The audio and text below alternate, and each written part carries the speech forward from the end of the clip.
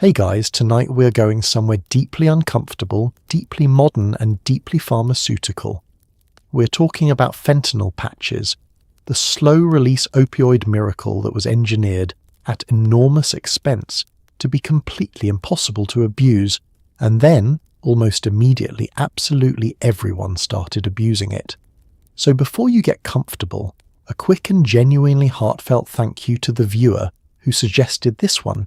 You know who you are, and honestly, you have excellent taste in catastrophes.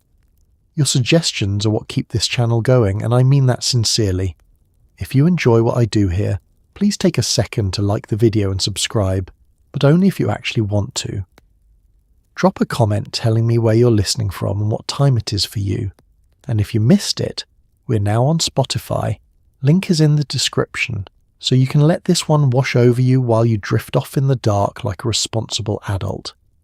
Now dim those lights, flip on a fan for that soft background hum, maybe tuck in your feet, and let's get comfortable. Because before we begin, I want you to sit with a few questions. Have you ever wondered how a drug designed for cancer patients in hospice care ended up being extracted from patches with a pair of kitchen scissors? Did pharmaceutical companies genuinely believe that releasing a drug 100 times more potent than morphine in a slow-leak plastic bandage would somehow stop addicts from figuring it out? What happens to a human body when a substance that powerful, meant to be released over 72 hours, gets absorbed all at once? Could a patch really get you high? And if so, why did the instructions specifically say not to cut it?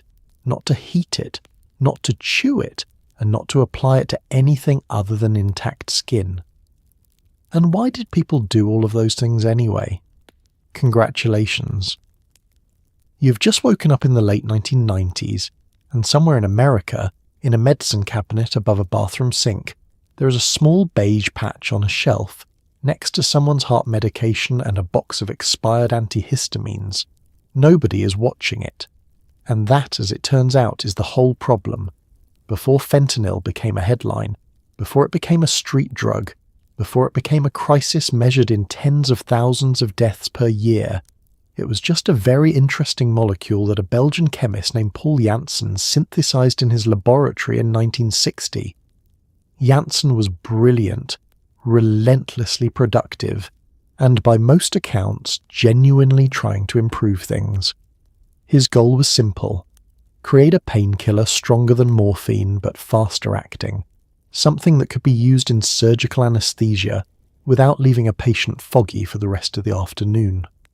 What he created was a compound roughly 100 times more potent than morphine, which was either a tremendous success or a tremendous problem depending on which decade you were standing in. Janssen was not working in isolation. The 1950s and 60s were a golden age of pharmaceutical chemistry, a period when the scientific community believed, with considerable optimism, that the right molecule could solve almost any medical problem cleanly and permanently. New compounds were being synthesized, tested, and approved at a pace that would be unimaginable by modern regulatory standards. Fentanyl moved from laboratory synthesis to clinical use in roughly 4 years. For context, a drug developed today goes through a process that takes, on average, more than a decade and costs over $1 billion. Paul Janssen essentially invented fentanyl between breakfast and lunch by comparison. In its early years, fentanyl was not a consumer product. It was a hospital drug used in operating rooms by anesthesiologists who needed precise, fast-acting, short-duration pain control during surgery. Under those conditions, carefully measured, delivered intravenously by trained professionals, with the patient monitored continuously. Fentanyl was genuinely excellent. It worked fast, wore off relatively quickly, and did exactly what it was supposed to do. Think of it as the power tool of the pharmaceutical world. Extraordinary in the right hands, in the right setting, with the right training, and something you would be considerably more cautious about leaving unsupervised. For the first 2 decades of its existence, fentanyl stayed largely in that controlled setting. It did not have a significant street profile. It was not being diverted in meaningful quantities. It was a specialist drug, and the specialists who used it were doing so appropriately. The problem with successful things, however, is that people want more of them. If fentanyl worked this well in an operating room, the thinking went, what else could it do? The answer, as it turned out, was quite a lot, and the process of exploring that answer set in motion a sequence of decisions that would take 30 years to fully unravel. The 1970s brought the first signs of fentanyl's dangerous potential outside hospital settings. There were early incidents involving medical professionals, nurses, anesthesiologists, people with access to pharmaceutical-grade fentanyl and sufficient knowledge to understand what they had, developing serious dependencies. These cases were largely managed quietly within the medical community, treated as isolated occupational hazards rather than early warnings of a systemic problem. The molecule itself was not being questioned. The setting was. The assumption, which would prove durable well past its expiration date, was that fentanyl was fine as long as it stayed in the right hands. By the time Paul Janssen received the Lasker Award in 1981, one of the most prestigious honours in American medicine, fentanyl was considered one of the great achievements of modern pharmacology. His acceptance was gracious. His discovery was celebrated. Somewhere in a hospital storage room behind a locked cabinet that was not quite as locked as it looked, the molecule that would one day define an era of American suffering was sitting quietly, waiting for someone to figure out what else it could do. It did not have to wait very long. To understand why anyone would go to such lengths to abuse a transdermal patch, you first have to understand what fentanyl actually does to the human brain, because the answer is essentially that it does everything the brain ever wanted, and then some. Fentanyl binds to the same opioid receptors that your body uses to regulate pain, reward, and breathing. Three things that are, as it turns out, fairly important to continued existence. It binds faster than morphine, more completely than morphine, and at doses so small they make morphine look like a glass of warm milk. Your brain has opioid receptors because your body makes its own opioids, endorphins, enkephalins, the chemicals responsible for the runner's high, the calm after a good meal, the blunted edge of minor pain. These are your internal comfort system, the brain's way of saying things are fine, you survived, the threat has passed, you may relax now. Opioid drugs work by flooding that system, binding to those same receptors with a force and completeness that your body's own chemicals cannot match. The result is pain relief, yes, but also something else, a wave of warmth and ease and quiet that people who have experienced it describe in remarkably consistent terms. It feels, they say, like everything being okay. Not exciting, not thrilling in the way that stimulants are thrilling. More like the cessation of a noise you'd been hearing for so long you stopped noticing it, until suddenly it was gone. Fentanyl produces this effect at a speed and intensity that other opioids do not match. Where heroin might take several minutes to reach peak effect after injection, fentanyl's peak comes in roughly a minute. Where morphine's effect builds and settles, fentanyl's arrives like a door swinging open. This is part of what makes it so medically valuable in surgical settings, rapid onset, predictable duration, and part of what makes it so acutely dangerous in misuse contexts. The faster a drug produces its effect, the more powerfully it reinforces the behavior that caused the effect. Your brain is excellent at learning, and what it learns from fentanyl very quickly is that the action of obtaining and using fentanyl produces an outcome worth repeating. There is also the matter of the respiratory receptors. Opioid receptors exist in the brainstem in a region that controls breathing, and when those receptors are saturated with fentanyl, the signal to breathe becomes quieter. At therapeutic doses, this produces a mild, manageable slowing of respiration. At higher doses, the signal does not just slow down, it stops. The person does not feel themselves stop breathing. They do not panic. They simply become very relaxed and then go to sleep in a way they do not wake up from, which is the most common mechanism of opioid overdose death, and the reason why first responders describe fentanyl overdose scenes as often looking, to an untrained eye, deceptively peaceful. The pharmacological profile of fentanyl is also relevant to understanding why it creates dependency so rapidly and so thoroughly. Because it binds so completely, and because the brain adapts to its presence quickly, the absence of fentanyl after regular use produces a withdrawal experience that is, in the words of people who have lived through it, among the worst physical experiences they can imagine. Not dangerous in the way that alcohol withdrawal is dangerous, but genuinely agonizing. A full-body revolt against the absence of the molecule the brain has reorganized itself around. Understanding this is essential to understanding everything else that follows in this story. The lengths people went to in order to extract fentanyl from a patch were not a reflection of weak character or poor decision-making in any straightforward sense. They were a reflection of what fentanyl does to a brain that has learned to need it. Before you can understand why the fentanyl patch was invented, you have to understand the very specific, very grim medical problem it was designed to solve, which is this. Some pain is simply too large for the drugs that already exist. Not the kind of pain you get from a sprained ankle or a bad Tuesday. The kind that arrives with late-stage cancer. The kind that does not respond to standard doses of oral morphine. The kind that keeps patients awake at 3 a.m. staring at the ceiling while their families sit in the hallway, pretending not to hear them. Pain management in the mid-20th century was, by modern standards, remarkably inadequate. This is not because physicians did not care.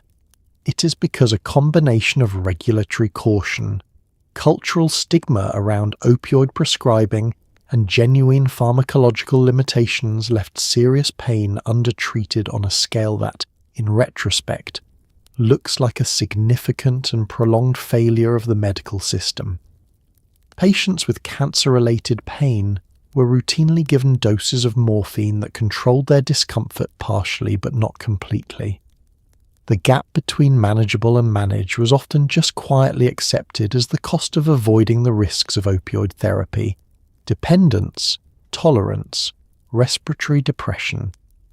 There was also a practical problem with oral morphine that had nothing to do with stigma or caution. Some patients could not swallow pills. Patients undergoing chemotherapy experienced severe nausea.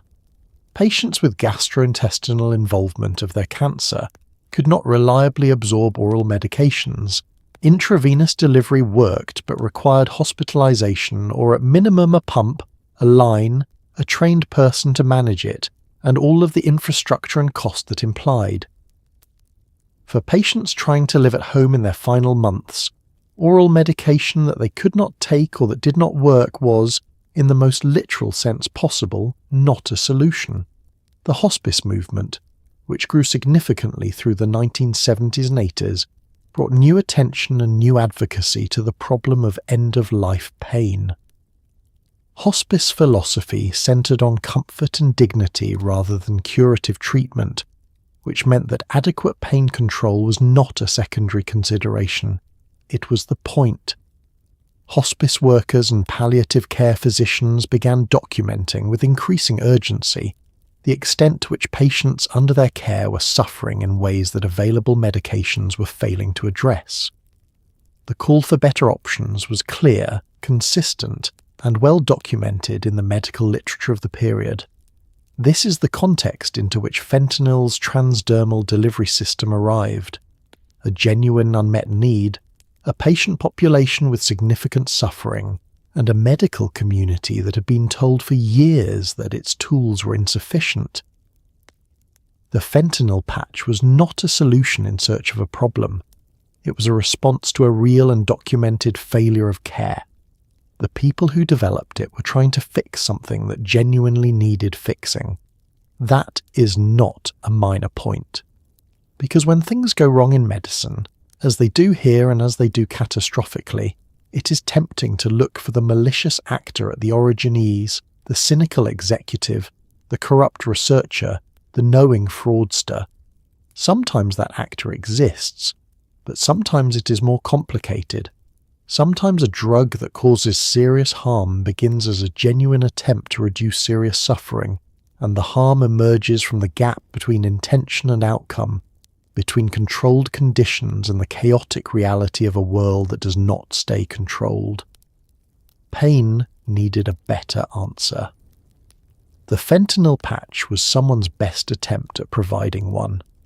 In 1990, a company called Janssen Pharmaceutica, founded by the same Paul Janssen who had synthesized fentanyl 30 years earlier, received FDA approval for something genuinely revolutionary: a small adhesive patch that would release fentanyl slowly through the skin over a period of 72 hours. It was called Duragesic, and on paper it was elegant. No needles, no pills, no IV lines, no measuring doses in a syringe at 2 a.m. Just a patch, about the size of a large bandage stuck to the upper arm or chest, delivering a slow, steady, controlled stream of medication. The science behind transdermal drug delivery is not magic, though it is impressive enough that it might as well be. The skin is a barrier, and for most purposes a very effective one. But certain molecules with the right chemical properties can cross that barrier. The trick is in the chemistry, matching the drug's solubility profile to the layered structure of the skin, designing a delivery membrane that controls the rate of transfer, and ensuring that what gets through is enough to be therapeutic without being too much to be safe. Fentanyl turned out to be, in terms of its chemical properties, an unusually good candidate for transdermal delivery. It is lipophilic, meaning it dissolves easily in fat, which helps it cross the skin's outer layers. It is potent enough that therapeutic doses are small enough to be delivered through a modest surface area, and it is stable enough to remain active in an adhesive formulation for the required duration. The Duragesic patch came in multiple doses: 25, 50, 75, and 100 micrograms per hour, representing a range of pain management needs from moderate to severe. For patients with advanced cancer, the patch changed daily existence in ways that were, by patient and caregiver reports, genuinely significant. Instead of managing pills and clocks and the anxiety of whether the next dose was close enough, patients could change their patch every 3 days and have a reasonable expectation of stable pain control in between. Sleep improved. Appetite sometimes returned. The mental bandwidth previously consumed by managing pain and medication schedules was partially freed for other things. Caregivers reported similar improvements in their own experience. The burden of home opioid management, counting pills, watching for signs of underdosing, the particular stress of the middle-of-the-night dose, was meaningfully reduced. Physicians could adjust doses in increments without requiring patients to come in for IV adjustments. The patch, in the population it was designed for, worked. This is worth stating clearly and without irony, because it gets somewhat lost in what follows. For the dying person with cancer pain who could not reliably swallow medication and whose family was trying to keep them comfortable at home, the fentanyl patch represented a real improvement in the quality of the time they had left. That is not a small thing.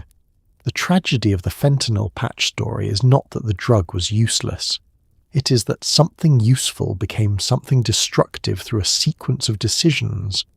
By manufacturers, by regulators, by prescribers, and by people in pain of a different kind, that unfolded over years and left a genuinely large number of people dead. The transdermal delivery system was not just a convenience. It was, according to the people who designed it, a safety feature. The thinking went like this: oral opioids are dangerous, partly because you can take too many of them too quickly, producing a surge of the drug that floods the brain all at once and produces the euphoric rush that addicts are chasing. A patch, by contrast, releases the drug slowly, steadily, across 3 days, like a very gentle pharmaceutical drip rather than a flood. No surge, no rush, no high, just sustained pain relief for people who genuinely needed it. This logic was not unreasonable.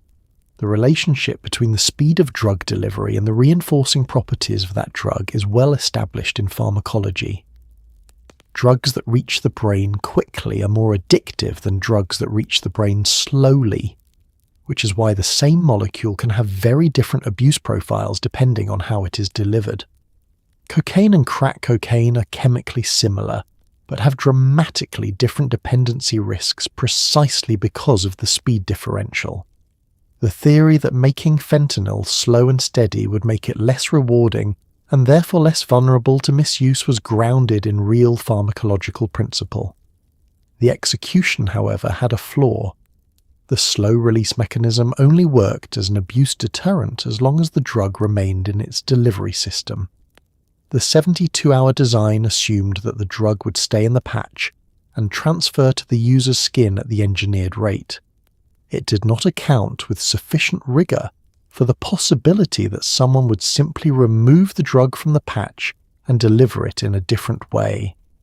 This is a little like designing a car to have a maximum speed of 60 miles an hour for safety reasons, but building it with a perfectly accessible engine that anyone with basic mechanical knowledge could modify.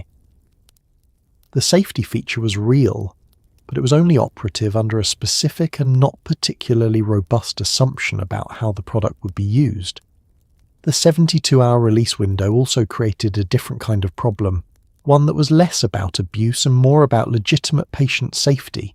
Because the drug was continuously absorbed through the skin and accumulated in the subcutaneous fat tissue beneath the patch site, it took 12 to 24 hours after initial application for a patient to reach stable therapeutic levels. During that window, patients might feel undertreated and be tempted to supplement with additional medication. On removal, the drug continued to be absorbed from the skin depot for up to 24 hours, meaning the patch kept working after it came off, which could lead to dosing errors if caregivers were not aware of it.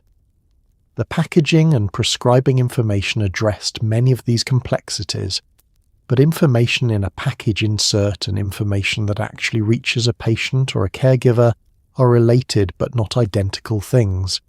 Instructions that are accurate when read carefully in a well-lit room by a pharmacist are not always the same instructions that a patient's adult child managing their parents' care at home for the first time acts on at 2 a.m. under stress. The 72-hour design was a genuine engineering achievement. As an abuse deterrent strategy, it turned out to be effective primarily against people who were not trying very hard to defeat it. For everyone else, it was mostly a starting point. It is worth pausing here to establish who the fentanyl patch was actually prescribed for, because understanding the intended population makes what happened next considerably more darkly absurd. The Duragesic patch was approved specifically for opioid-tolerant patients, meaning people already taking significant amounts of other opioids who had developed tolerance and needed something stronger. This was not a first-line painkiller. It was not for post-surgical discomfort or a bad back. It was for cancer patients in serious pain, people with chronic conditions that had already exhausted the lower rungs of the pharmaceutical ladder. Opioid tolerance, in the clinical sense, is not a moral failing or a sign of misuse. It is a physiological reality. When the body is exposed to opioids regularly, it adapts. Receptors become less sensitive, the drug is metabolized more efficiently, and the same dose produces less effect over time. For a patient managing cancer pain, this means that the dose which provided adequate relief 6 months ago may be wholly insufficient today. The label requirement that Duragesic be used only in opioid-tolerant patients was a genuine safety consideration. A person who had never taken opioids, given 100 microgram per hour fentanyl patch, was at serious risk of fatal respiratory depression.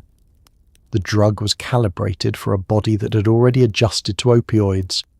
In a naive system, it was catastrophically too much.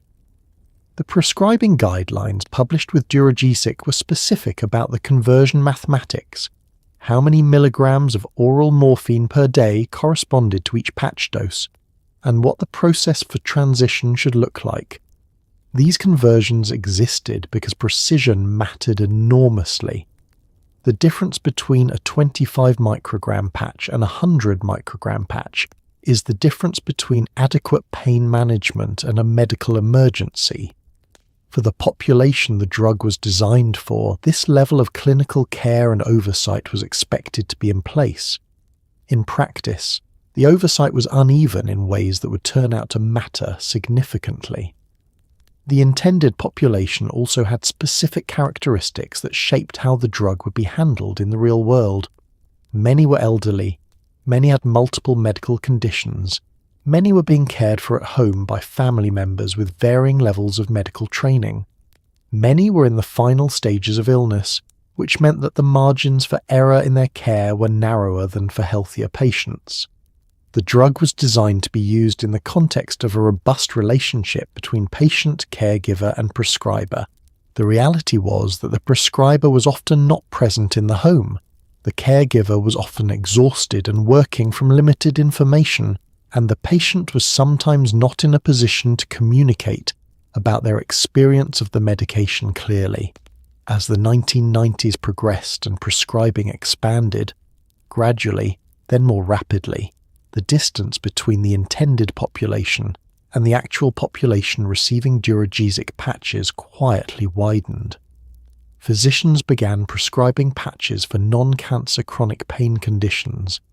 The opioid-tolerant requirement began to be interpreted loosely. Patients who were not in hospice, not in palliative care, not under particularly close medical supervision, began receiving a drug designed for an entirely different level of clinical management. No single prescriber made a catastrophic decision. The drift happened incrementally, which is, in the history of pharmaceutical disasters, almost always how it happens.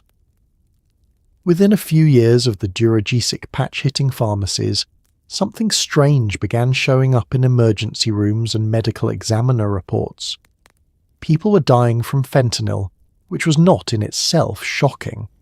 Fentanyl is an extremely potent opioid, and overdose deaths were, regrettably, not unheard of. What was strange was where the fentanyl was coming from. Not from injectable vials in hospital settings, not from illicitly manufactured powder, from patches. Transdermal patches, the kind designed specifically to prevent exactly this kind of thing, were somehow producing fatal overdoses in people who were not dying of cancer. The early reports were scattered. A death here, a hospitalization there. Medical examiners who bothered to look for fentanyl found it. Many did not look because fentanyl was not on their standard screening panel. It was not a drug they expected to see in an overdose context, because it was not a drug that had previously had a meaningful street presence.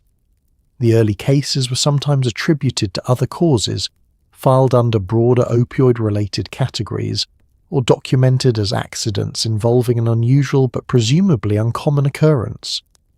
The signal existed in the data from the early 1990s. The people equipped to read it were few, and their findings did not move quickly. What eventually forced attention was not a single dramatic event, but the accumulation of a pattern recognizable enough that it could no longer be attributed to coincidence. Fentanyl was being found in people who had no legitimate prescription. Fentanyl was being found in concentrations inconsistent with therapeutic patch use. Patches were being found with their reservoirs punctured, cut open, or depleted at rates inconsistent with normal wear. The math did not add up. A drug designed to be released at 25 micrograms per hour over 72 hours was somehow producing blood levels associated with much faster, much larger exposures. The FDA received adverse event reports. These reports required at that time a physician or pharmacist to actively submit them, which meant that the reports captured only a fraction of actual events. The ones that were submitted described deaths, near deaths, and serious injuries in patients both legitimate and not, using the patches both correctly and incorrectly. The agency issued communications to prescribers. The communications advised caution, reminded physicians of the appropriate patient population, and noted the potential for harm if the patch was used incorrectly. These were real responses to a real problem. They were also responses calibrated to the volume of reported harm at the time, which was an undercount of the actual volume of harm, which meant the responses were calibrated too small. There is a particular kind of institutional frustration that occurs when a regulatory agency is working correctly within a system that is providing it inadequate information. The FDA in the early and mid-1990s was not asleep. It was responding to what it could see. The problem was that the surveillance infrastructure, the systems for detecting drug-related harm in the real world, was not designed to catch what was happening with fentanyl patches. And so the drug remained on the market, the prescriptions continued to grow, and in emergency rooms and in homes and in the growing gap between what the data showed and what was actually occurring, people kept dying in ways that nobody was fully counting yet. To understand how the patch became an object of abuse, you need to understand one specific design detail that turned out to be, in retrospect, somewhat catastrophic. The original Duragesic patch was a reservoir-style device. Inside the patch, behind a thin membrane that controlled the rate of drug release, was a small pouch, a gel reservoir, containing liquid fentanyl in a concentration far higher than what any single patient was meant to receive. The membrane was the safety mechanism. It was the thing that stood between the patient and a potentially lethal dose, and it turned out to be the thing that was easiest to bypass. The reservoir design was not chosen carelessly. It was the natural outgrowth of transdermal drug delivery technology as it existed in the late 1980s. The basic principle of a reservoir patch is straightforward. Put a large quantity of drug in a depot, use a rate-controlling membrane to meter the release, and the result is predictable, sustained delivery. The membrane could be engineered precisely. Its permeability could be calibrated. The concentration gradient between the reservoir and the skin surface drove a consistent rate of transfer across the life of the patch. From an engineering standpoint, it was elegant. What the engineers perhaps did not fully model was the motivated human actor. The gel reservoir in a Duragesic patch contained enough fentanyl to be lethal many times over. 100 microgram per hour patch worn for 72 hours delivers a total of 7,200 micrograms of fentanyl. The reservoir contained considerably more than that, because not all of the drug was released. The concentration gradient had to be maintained throughout the patch's life. What sat inside that reservoir was, by the standards of street drugs, an extraordinary amount of an extraordinarily potent opioid, separated from the world by a membrane and an adhesive backing. The membrane, for all its engineering precision, was not robust against a pair of scissors. This is not a sophisticated observation, but it is the one that mattered. You could cut a reservoir patch open. The gel came out. The gel contained fentanyl. What happened next depended on what you did with the gel, but the options were numerous, and the barrier to exploring them was essentially zero. No specialized knowledge was required. No chemistry, no pharmacy training, no particular skill beyond the willingness to try. The design that had seemed elegant in a laboratory operated under the assumption that patients would wear the patch as directed, had no meaningful defense against someone who simply decided not to. The reservoir patch remained on the market for years after the abuse pattern was documented. The FDA and the manufacturers were aware of the problem. Moving to an alternative design required reformulation, retesting, reapproval, the full apparatus of pharmaceutical development, which takes time and money and does not happen in response to a problem that is still being described as sporadic. In the meantime, reservoir patches continue to be dispensed. continued to be diverted and continued to be cut open by people who understood, sometimes imprecisely and sometimes with lethal results, what was inside them. The elegant design had a fatal flaw that it shared with a great many elegant things. It worked perfectly until it met someone who was not trying to use it for its intended purpose. The first documented cases of fentanyl patch abuse were not particularly sophisticated, which is both unsurprising and somehow still impressive. People figured out through a combination of desperation and ingenuity that would be admirable in literally any other context that you could get the fentanyl out of the patch. You could cut the reservoir open and squeeze out the gel. You could suck the gel directly out of the patch. You could chew the patch. You could heat the patch with a hairdryer to accelerate drug release. Hold it against your skin in a warm bath. Press it to a mucous membrane where absorption would be faster.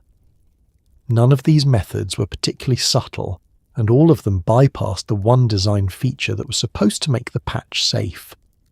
What is striking about the early exploitation methods is how quickly they spread without any centralized mechanism for spreading them. This was the early to mid-1990s. The internet existed in a limited academic form. There were no forums, no social media platforms, no YouTube tutorials. And yet, within a relatively short period of the patch reaching pharmacies, a working knowledge of how to misuse it had propagated through communities of people with opioid use disorder across multiple regions. This is how information moves among people who need it, through networks of trust, through shared experience, through the same informal oral tradition that has always transmitted practical knowledge among people whom formal institutions are not serving. The methods were not published in medical journals. They were passed person to person, refined through trial and error, and distributed by the same channels that have always distributed knowledge about how to survive on the margins. The gel extraction method was the foundation. Once you had the gel, you had options. The simplest approach was oral ingestion, consuming the gel directly. This was not particularly efficient because fentanyl has poor oral bioavailability. A significant portion of the drug would be broken down by first-pass metabolism in the liver before reaching the bloodstream, but even partial absorption of the quantity of fentanyl in a reservoir patch was, for someone with significant opioid tolerance, meaningful. For someone without that tolerance, it was potentially fatal, which is how a number of the early deaths occurred, not in people deliberately misusing the drug, but in children who found discarded patches and put them in their mouths, as children do with things they find. Injection was more efficient and more dangerous. Dissolving the gel in water produced a solution that could be drawn into a syringe and administered intravenously, delivering fentanyl to the brain in seconds rather than hours. This method produced a rush that was, by accounts of people who experienced it, overwhelming, the opposite of the slow therapeutic warmth the patch was designed to provide. It was also the method most likely to produce overdose, because the concentration of fentanyl in even a small volume of reconstituted gel was very high, and the margin between a dose that produced the desired effect and a dose that stopped breathing was extremely narrow.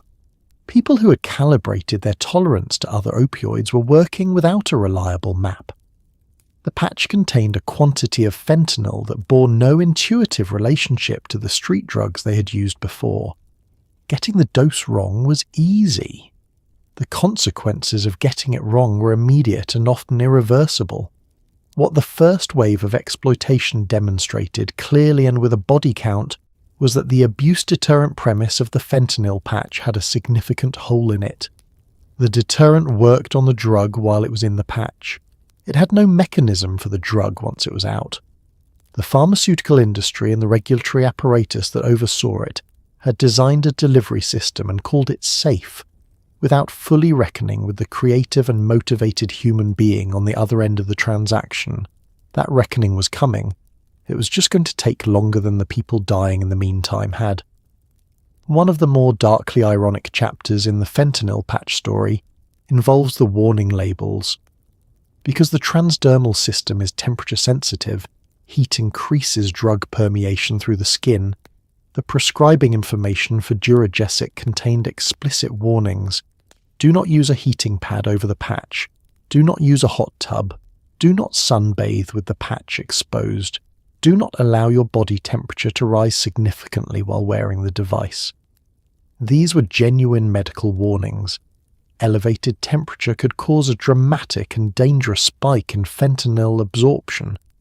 For someone who needed exactly that spike, the warning label read less like a caution and more like a how-to guide.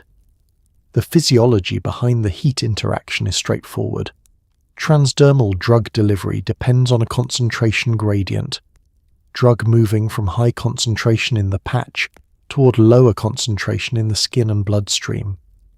That movement is driven by diffusion, and diffusion is temperature dependent. Warmer skin means faster molecular movement, faster permeation, faster absorption. The difference between normal skin temperature and the temperature of skin near a heating pad can increase fentanyl absorption by as much as a third. For a patient already at the upper limit of a safe therapeutic dose, that increment could push them into respiratory depression. For someone deliberately seeking accelerated delivery, it was a reliable mechanism that required no chemistry knowledge, no syringes, no extraction, just warmth applied to an intact patch still on the body. The heating method was in some ways more dangerous than extraction because it was less visible. Someone injecting dissolved patch gel was engaging in a behavior that looked, to any observer, like intravenous drug use. Someone lying in a warm bath with a fentanyl patch on their arm looked like a person taking a bath. Someone using a heating pad over their patch site looked like a person managing soreness. The behavior left no paraphernalia. It produced no obvious signs of misuse at the time it was occurring. The signs came later, in the form of overdose, which could arrive without any warning and in an environment, a bathtub, a bedroom, where help was not immediately accessible. The FDA and Janssen were aware of the heat interaction and communicated about it. The prescribing information was updated. Warnings were made more prominent. A specific caution about fever was added, because a patient with a high fever was at increased risk of dangerous absorption. Even without any intent to misuse, their own body temperature was doing what the heating pad would have done deliberately. Healthcare providers were advised to monitor patients with fever who were wearing fentanyl patches and to consider removing the patch if temperature rose significantly. These were medically sensible recommendations. They addressed the legitimate patient safety concern. They did nothing to address the person who had decided a warm bath was a delivery mechanism. There is a painful quality to the warning label problem that extends beyond fentanyl. The same information that a pharmaceutical company is legally and ethically required to provide about the dangers of a drug becomes, for someone trying to exploit those dangers, a product manual. This is not a reason to withhold safety information. The people harmed by inadequate labeling are far more numerous than the people who use accurate labeling as instructions for misuse. But it is a reminder that safety communication exists in a world where not everyone receiving the communication has the same relationship to its content. The fentanyl patch warning labels told the truth. They just told it to an audience that was more varied and more motivated than the people who wrote them had imagined. One of the least discussed but most genuinely troubling dimensions of the fentanyl patch abuse story is the population from which used patches were frequently being stolen. A significant percentage of legitimate fentanyl patch users were elderly, nursing home residents and hospice patients, whose pain management was handled by family members, professional caregivers, or overburdened facility staff. A used patch, which still contained a substantial amount of residual fentanyl after its prescribed 72-hour cycle, was worth money on the street or worth something more immediate to someone who needed a fix and had access to a grandparent's medicine cabinet. The elderly fentanyl patient occupies a particular position in this story because they are in almost every respect the person the drug was designed to help. They are the legitimate end user, the person whose quality of life was meaningfully improved by the technology, and also the person who was most vulnerable to the secondary consequences of that technology existing in a world that was not designed to protect them. A nursing home resident with advanced cancer, adequately comfortable for the first time in months because of a patch changed every 3 days, was also a person whose medication was stored in a facility with imperfect oversight, handled by staff with variable training and variable ethics, and disposed of through processes that were not consistently secure. The theft of fentanyl patches from elderly patients was not, for the most part, a problem of organised criminal enterprise. It was a problem of proximity and opportunity. A caregiver with opioid use disorder, handling the patch change of a patient who could not fully track or report what was happening, had both the access and the motive. The theft could take multiple forms, removing a patch before its prescribed cycle was complete and replacing it with a used or inert patch, pocketing new patches from pharmacy deliveries, taking spent patches from disposal before they could be properly destroyed. The patient, if they noticed increased pain, might attribute it to disease progression.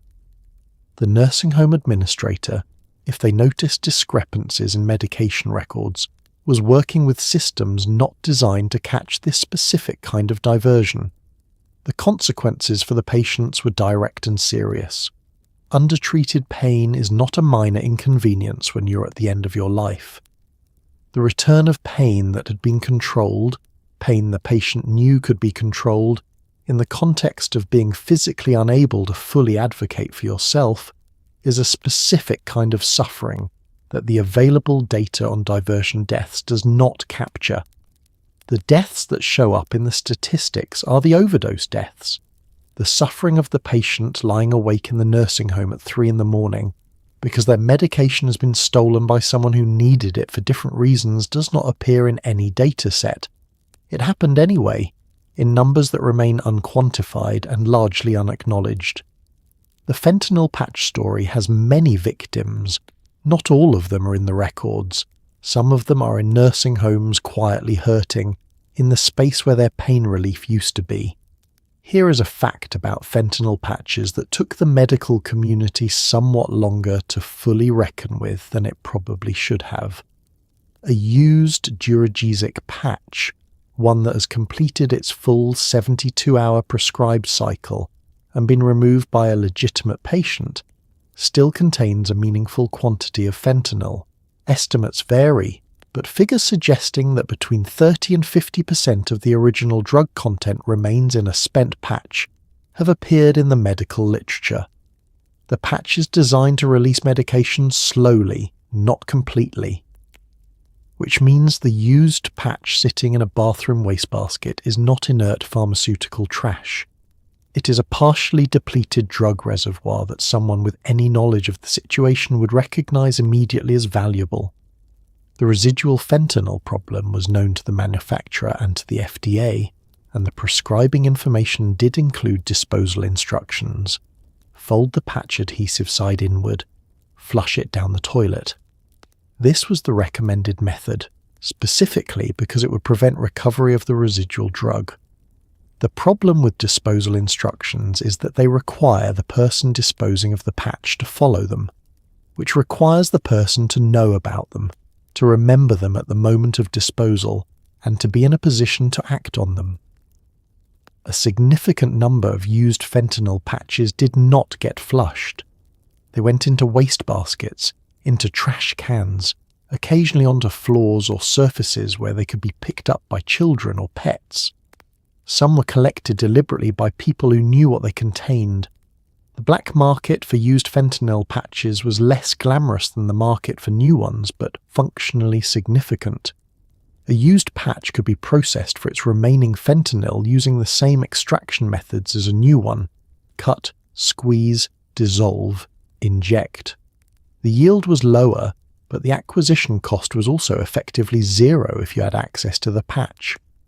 For someone managing opioid dependency without a reliable supply of anything else, a used patch from a relative's trash was a meaningful resource. This meant that the drug was not just a diversion problem at the point of pharmaceutical distribution, it was a diversion problem at the point of disposal, in ordinary homes, in the hands of ordinary patients who had no idea that what they were throwing away was worth anything to anyone. The market economics of residual fentanyl patches created incentives that extended the reach of diversion well beyond the obvious vectors. It was not just nursing home workers and crooked prescribers and organised pill mill operations. It was the neighbour who knew that the elderly woman down the street was on fentanyl. It was the family member sorting through a deceased relative's medications. It was the trash collector who understood what those small beige adhesive squares with pharmaceutical labelling were. It was, in the most unsettling possible framing, a dispersed, low-level, neighbourhood-scale supply chain, operating entirely in the space between what a pharmaceutical company considered the end of a product's life cycle and what someone with opioid dependency considered the beginning of one. The patch was supposed to be done at 72 hours. For a great many people, that is precisely when it became interesting. Fentanyl patches acquired their own informal economy, with a speed that was, if nothing else, efficient. On the street, Duragesic patches and their generic equivalents circulated under names like patches, perks on a patch, and sometimes simply by their dosage, 100 mic patch for the 100 microgram per hour variety. Prices varied by region, by dosage, and by whether the patch was new or used, the distinction being significant enough that dealers were known to represent used patches as new ones, which is the kind of pharmaceutical fraud that is both illegal and genuinely dangerous in ways that go well beyond ordinary consumer protection concerns. The pricing structure of illicit fentanyl patches reflected their pharmaceutical potency relative to other available opioids. A new 100 microgram per hour Duragesic patch, at the peak of its black market value in certain regions during the mid to late 1990s, could command prices that made it competitive with or superior in value to equivalent doses of heroin or oxycodone. For buyers, the appeal was straightforward: a known pharmaceutical product, manufactured under regulated conditions, with a labelled concentration and a predictable drug content. After years of buying street drugs that might be anything at all, a patch with a pharmaceutical lot number and a manufacturer's imprint had a kind of reassuring quality. It was the devil you knew, which in the opioid market was worth paying a premium for. Dealers adapted their practices to the specific characteristics of the product. Patches were difficult to adulterate. You could not easily cut them with inert powder the way you could heroin, which meant that the primary fraud available was misrepresenting the dose or the usage status. Selling a used patch as new was common enough that experienced buyers developed their own testing methods, assessing the gel reservoir by feel, checking the adhesive for signs of previous wear, occasionally applying simple chemical tests that could indicate whether the concentration of drug was consistent with an unused product. The informal quality control practiced by buyers of illicit fentanyl patches would, in a different context, be recognized as applied pharmaceutical analysis. In this context, it was people trying not to die from buying the wrong thing. The geographic distribution of fentanyl patch diversion followed the distribution of legitimate prescriptions, which followed the distribution of the pain conditions they were prescribed for. Rural areas with high rates of cancer, with aging populations, with limited access to palliative care and high rates of opioid prescribing for chronic pain. These areas also had high rates of patch diversion. The Appalachian region, parts of rural New England, communities in the Deep South, the same zip codes that would later become synonymous with the broader opioid crisis were, a decade earlier, developing the specific infrastructure of fentanyl patch diversion. The geography of the crisis that followed was not random. It was built on top of an existing geography of pharmaceutical distribution, poverty, limited healthcare access, and opioid dependency that the fentanyl patch both reflected and deepened. The gel extraction method was, in the community of people who were abusing fentanyl patches, considered something of a foundational technique, the baseline from which other, more ambitious approaches were developed. The method was simple: cut the reservoir patch open, collect the gel, and then decide what to do with it. Some people dissolved the gel in water and injected it intravenously, which delivered fentanyl to the brain in seconds and produced the kind of rush that the patch was specifically designed to prevent. Others applied the gel directly to mucous membranes. Others consumed it orally, which was less efficient but still significantly more dangerous than wearing the patch as directed. The intravenous route was the most dangerous and the most sought after for exactly the same reason. Fentanyl injected directly into a vein reaches the brain in approximately 1 minute.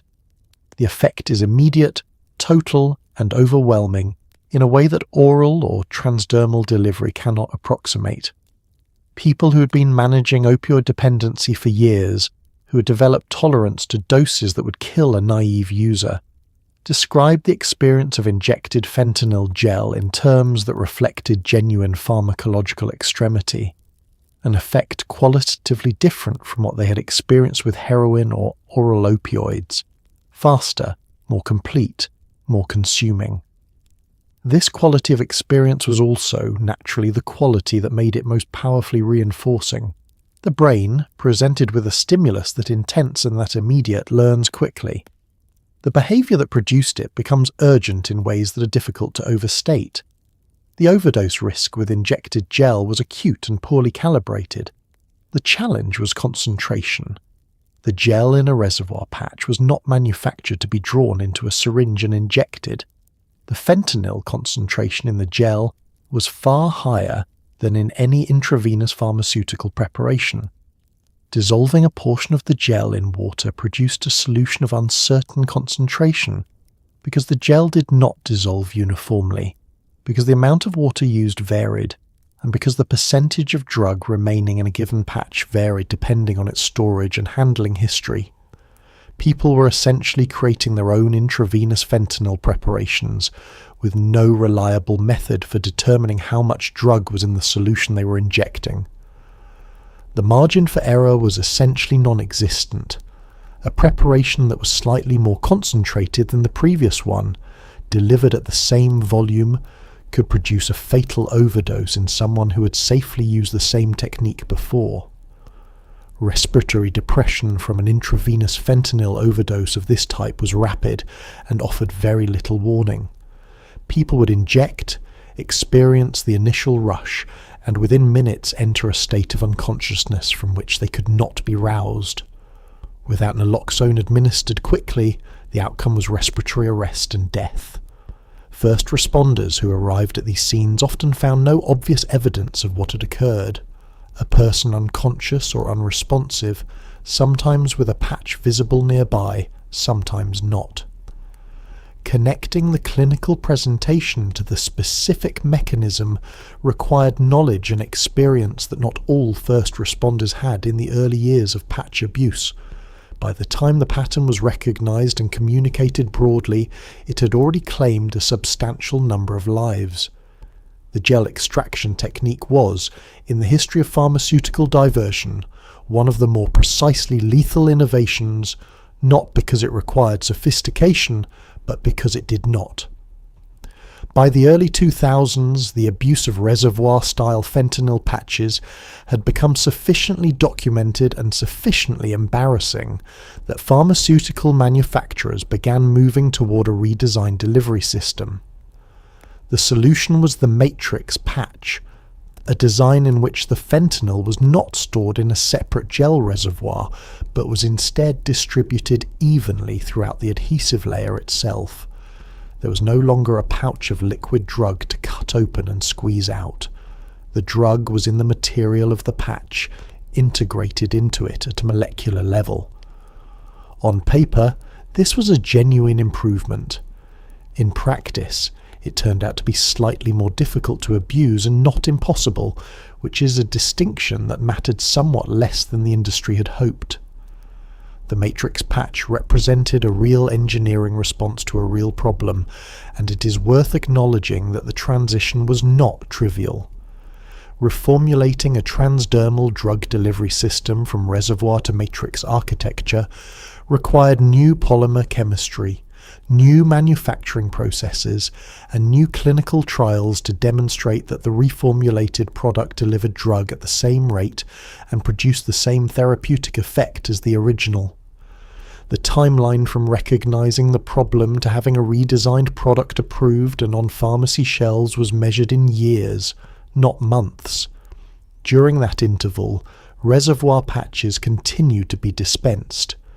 Generic manufacturers, who had entered the market as Duragesic's patents expired, were producing reservoir-style patches that remained in the supply chain for years after the brand-name product had transitioned to the matrix design. The matrix patch did solve the extraction problem in a meaningful way. There was no gel to remove. Cutting the patch open produced a piece of adhesive material, not a liquid reservoir. Squeezing it produced nothing useful. The simplest and most widely practiced extraction technique was no longer available, and for a portion of the population misusing patches, this was a sufficient barrier. People who had been casually exploiting the reservoir design, opportunistically, without strong motivation or technical knowledge, found the matrix patch less tractable and moved on to other things. The people with stronger motivation were not deterred. They adapted. The matrix design still contained fentanyl. The drug was in the adhesive, not in a reservoir, but it was still there. Patches could be dissolved in solvents to extract the drug, a process more technically demanding than squeezing gel but not beyond the capacity of someone sufficiently motivated. Patches could still be heated to accelerate delivery while worn, and used patches still contained residual fentanyl in the adhesive matrix, still had value, still entered the informal economy through the same channels as before. The matrix patch was a meaningful harm reduction intervention in the strict technical sense. It reduced the ease of one specific abuse method. It was not a solution to the underlying problem, which was not really about the patch design at all. It was about the existence of a large population of people with opioid dependency and inadequate access to treatment, for whom a fentanyl patch represented a supply of a drug they needed and would find ways to access regardless of how the outer layer was engineered. The matrix patch solved the extraction problem. It did not solve the heating problem, because the matrix patch still operated on the principle of temperature-dependent diffusion, drug moving from high concentration in the patch to low concentration in the skin, a process that sped up significantly with heat. People who wanted to abuse the new design simply applied heat to the patch while it was still on their body. A heating pad held against the patch, a warm compress, a long soak in a hot bath with the patch submerged. Each of these approaches produced an accelerated drug release that could, depending on the dose and the individual, be dramatically dangerous. The thermal acceleration effect was actually somewhat more pronounced with the matrix design than with the reservoir patch in certain conditions, because the adhesive matrix was in more uniform contact with the skin surface, and heat was therefore applied more consistently to the drug-containing layer. Where the reservoir patch had a membrane between the drug and the skin that partially buffered the temperature effect, the matrix design placed the drug directly in the adhesive in contact with the skin. Heating the matrix patch was, in some respects, a more direct intervention on the delivery mechanism than heating had been with the original design. This was not a consequence that the reformulation had been designed to introduce. It was an unintended interaction between the design change and the specific misuse method that the design change had failed to address. The hot bath method deserves specific attention because it combined multiple risk factors in a single setting. A person in a hot bath with a fentanyl patch was experiencing elevated core body temperature which increased absorption. They were alone, which meant no one was present to respond if overdose occurred. They were in a body of water, which meant that loss of consciousness produced an additional drowning risk on top of the respiratory depression risk. A number of fentanyl patch-related deaths during this period occurred in bathrooms. People found in bathtubs, the water cold, the patch still on their arm or leg, the mechanism of death, respiratory depression, or drowning, or both. The bathtub was not a setting that emergency medical personnel associated with overdose in the way they associated bedrooms or alleys. Response times were sometimes longer. Outcomes were sometimes worse for reasons entirely unrelated to the drug. The persistent vulnerability of the matrix patch to thermal acceleration highlighted a fundamental limitation of the abuse deterrent design approach as it was practiced during this period. Abuse deterrence was conceived as a property of the drug delivery mechanism. Make it harder to extract the drug. Make it harder to misuse the drug. But the mechanism of misuse that thermal acceleration represented was not extraction.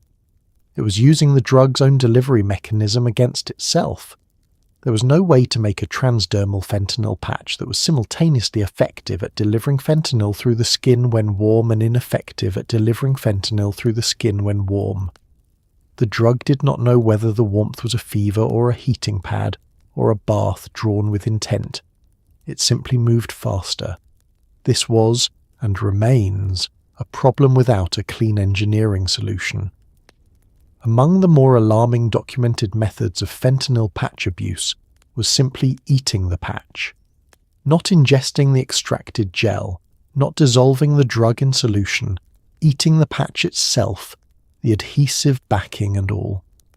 This was not, from a pharmacological standpoint, an efficient delivery method. Fentanyl is designed for transdermal or injectable delivery precisely because oral bioavailability is poor. A significant portion of the drug is broken down before it reaches the bloodstream. But people did it anyway, often because a patch was available and no other method was convenient, and the result was frequently a slower but still potentially lethal absorption of fentanyl over several hours in an unpredictable pattern. The oral bioavailability problem is worth understanding in some detail, because it explains both why people did this and why it killed them. When fentanyl is swallowed, it passes through the stomach and small intestine, where it is absorbed into the bloodstream. Before it reaches the systemic circulation, however, it passes through the liver, which metabolizes a significant fraction of it. This is the first pass effect. The reason why drugs that work well intravenously often require much higher oral doses to achieve the same effect. Fentanyl's first-pass metabolism is substantial enough that oral delivery is not a standard clinical route for the drug. The patch exists partly because the transdermal route bypasses the liver entirely. What this means in practice for someone eating a patch is that the effective dose they absorb is unpredictable in both quantity and timing. The fentanyl in the patch adhesive is released gradually as the patch material is broken down in the gastrointestinal tract, not all at once, not on any particular schedule, but in a pattern that depends on stomach contents, gastric motility, individual metabolic variation, and whatever other drugs or substances the person has taken. Someone who ate a patch and felt limited effect in the first hour might conclude the dose was insufficient and take something else, only to experience a surge of absorption an hour or two later when the patch material had broken down further. The delayed and unpredictable onset was a feature of oral ingestion that killed people who were making reasonable inferences from incomplete information about what was happening inside their own bodies. Children were a particularly vulnerable population for patch ingestion, not because they were attempting to abuse the drug, but because patches are, to a small child, an interesting adhesive object that can be put in the mouth. Pediatric fentanyl patch deaths from oral ingestion appeared in the medical literature and in FDA adverse event reports throughout the 1990s and 2000s, each one representing the convergence of an improperly stored or discarded patch and a child who did what children do. The doses involved were catastrophic relative to a small child's body weight. A patch designed for an opioid-tolerant adult weighing 80 kilograms contained enough fentanyl to be lethal in a child weighing 15. The exposure did not need to be complete to be fatal. Even partial dissolution of a patch in a child's mouth over a short period was sufficient to produce respiratory depression and death. The FDA issued multiple safety communications specifically about pediatric fentanyl patch ingestion. Storage requirements were emphasized. Disposal instructions were reiterated. Child-proof packaging was mandated. None of these measures eliminated the problem, because the problem was ultimately one of distribution. The patches were too numerous, too widely dispersed, and handled by too many people with varying levels of attention to safe storage for any informational intervention to reach every relevant household. Children kept dying from finding patches. The medical community documented each case. The documentation accumulated. The patches kept being prescribed in the same quantities, disposed of in the same imperfect ways, and occasionally found by children for whom the consequences were immediate and irreversible.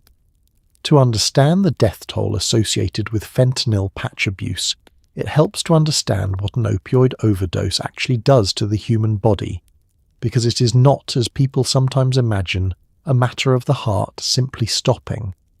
The primary mechanism is respiratory depression. Fentanyl, like all opioids, binds to receptors in the brainstem that regulate breathing. At therapeutic doses, this effect is manageable. At the doses produced by abusing a fentanyl patch, particularly via injection of extracted gel or through heat, accelerated release, the respiratory drive can slow and then stop entirely, leaving a person alive but not breathing, often deeply unconscious and incapable of responding to the situation. The brainstem contains a cluster of neurons called the pre-Bertzinger complex, which functions as the brain's breathing pacemaker, the region responsible for generating the rhythmic signal that tells your diaphragm and intercostal muscles to contract and expand your lungs. Opioid receptors are densely expressed in this region, which is why opioids affect breathing. Under normal circumstances, this is not a problem. The brain adjusts the respiratory rate in response to carbon dioxide levels, increasing the drive to breathe when carbon dioxide accumulates and decreasing it when blood gases are in balance. Opioids interfere with this feedback loop. At high doses, fentanyl suppresses the pre-Bertzinger complex to the point where the rhythmic signal slows, becomes irregular, and eventually stops. What the overdosing person experiences during this process is not distress, at least not in the conscious sense. There is no sensation of suffocation, no panic response, no awareness of the problem. Fentanyl overdose typically produces a state of deep sedation before the respiratory depression becomes severe. The person becomes profoundly unconscious, their muscle tone decreases, their jaw relaxes and their airway may partially obstruct, and their breathing slows to a rate of a few breaths per minute or less. They look to a bystander who does not know what they're seeing, like someone deeply asleep. The distinction between sleep and the early stages of fatal opioid overdose is not apparent to an untrained observer, and this has killed an unknown but significant number of people whose companions assumed they were resting and did not seek help. The physiological timeline of an untreated fentanyl overdose is unforgiving. From the cessation of effective breathing to irreversible brain injury from hypoxia, the window is approximately 4 to 6 minutes, the same window that applies to any other cause of respiratory arrest. After 10 minutes without oxygen, the likelihood of neurological recovery diminishes dramatically. After 15, it is essentially zero. This means that the outcome of a fentanyl overdose is determined largely by what happens in the first few minutes, whether someone present recognizes what is occurring, whether they have access to naloxone and know how to use it, whether emergency services can reach the scene in time. In settings where people used alone, where no one was present, where the overdose occurred in a private space without witnesses, the window closed before anyone knew it had opened. This is why the injecting alone pattern that characterized much fentanyl patch abuse was so lethal. The drug was too fast, the margin too narrow, and the bystander too often absent. The specific pharmacokinetics of fentanyl made the overdose scenario particularly dangerous in one additional respect. Fentanyl is highly lipophilic. It dissolves readily in fat, which means that when injected it distributes rapidly out of the bloodstream and into fatty tissues throughout the body. This redistribution means that blood fentanyl levels fall relatively quickly after a bolus dose, even as the drug continues to exert effects from tissue depots. For naloxone administration, this created a complication. The reversal agent might restore adequate breathing temporarily, but as fentanyl redistributed back out of tissues into the bloodstream over the following minutes or hours, respiratory depression could recur after the naloxone had worn off. Multiple doses of naloxone or continuous monitoring after reversal were required, a level of care that was not always available in the field. As the legitimate fentanyl patch market grew and demand on the black market kept pace with it, a predictable secondary problem emerged: counterfeit patches. Not poorly manufactured generics from uncertain pharmacies, but outright fakes. Patches that had been produced outside any pharmaceutical supply chain and contained either no fentanyl, a different opioid entirely, or fentanyl in concentrations wildly different from what was printed on the label. The counterfeit patch problem introduced a layer of danger beyond even the considerable hazards of genuine patch abuse, because a person who believed they were working with a known quantity, say a 50 microgram per hour patch, and was instead working with an improvised product of unpredictable potency, had no meaningful way to calibrate their exposure. The production of counterfeit fentanyl patches was not, in the 1990s and early 2000s, a sophisticated industrial operation. Early counterfeits were crude, adhesive material cut to approximate the size and shape of a legitimate patch, combined with fentanyl obtained from diverted legitimate supplies or from illicit synthesis, and sealed with labeling that ranged from convincing to obviously fake. The counterfeiters were not pharmaceutical manufacturers. They did not have the precision mixing equipment, the controlled manufacturing environments, or the quality control processes that legitimate patch production required. The result was a product whose drug content was essentially unknown. Patches from the same apparent batch could contain doses that varied by multiples, not fractions. For buyers of counterfeit patches, the consequences of this variability were sometimes severe. A person who had safely used genuine patches at a particular dose and who purchased what they believed to be the same product from a different source might receive a counterfeit containing 2 or 3 times the labeled concentration of fentanyl. The first use of that batch would be the first indication that something was wrong. If the indication was an overdose rather than a merely uncomfortable excess of drug effect, there might not be an opportunity to act on the information.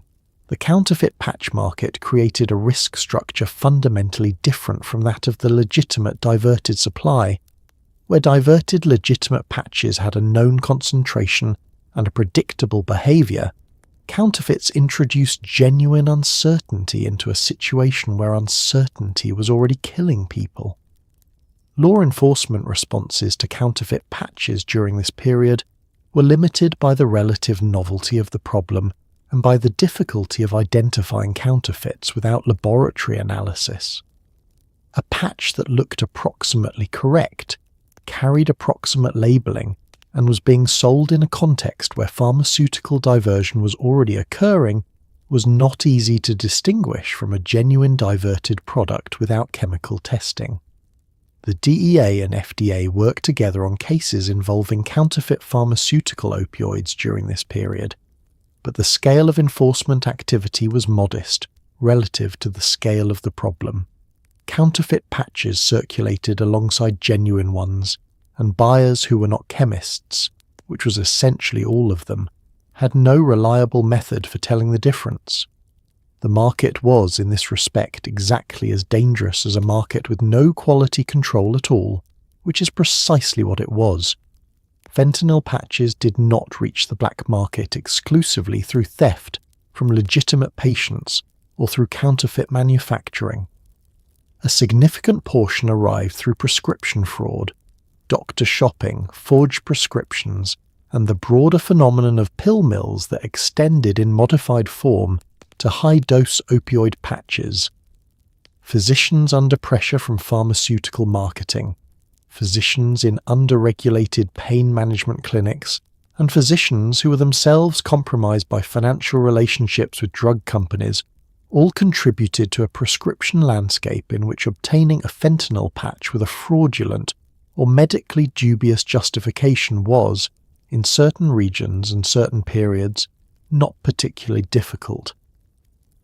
Doctor shopping, the practice of visiting multiple physicians and obtaining overlapping prescriptions for the same controlled substance, was the most common form of prescription fraud in the opioid market of the 1990s and 2000s.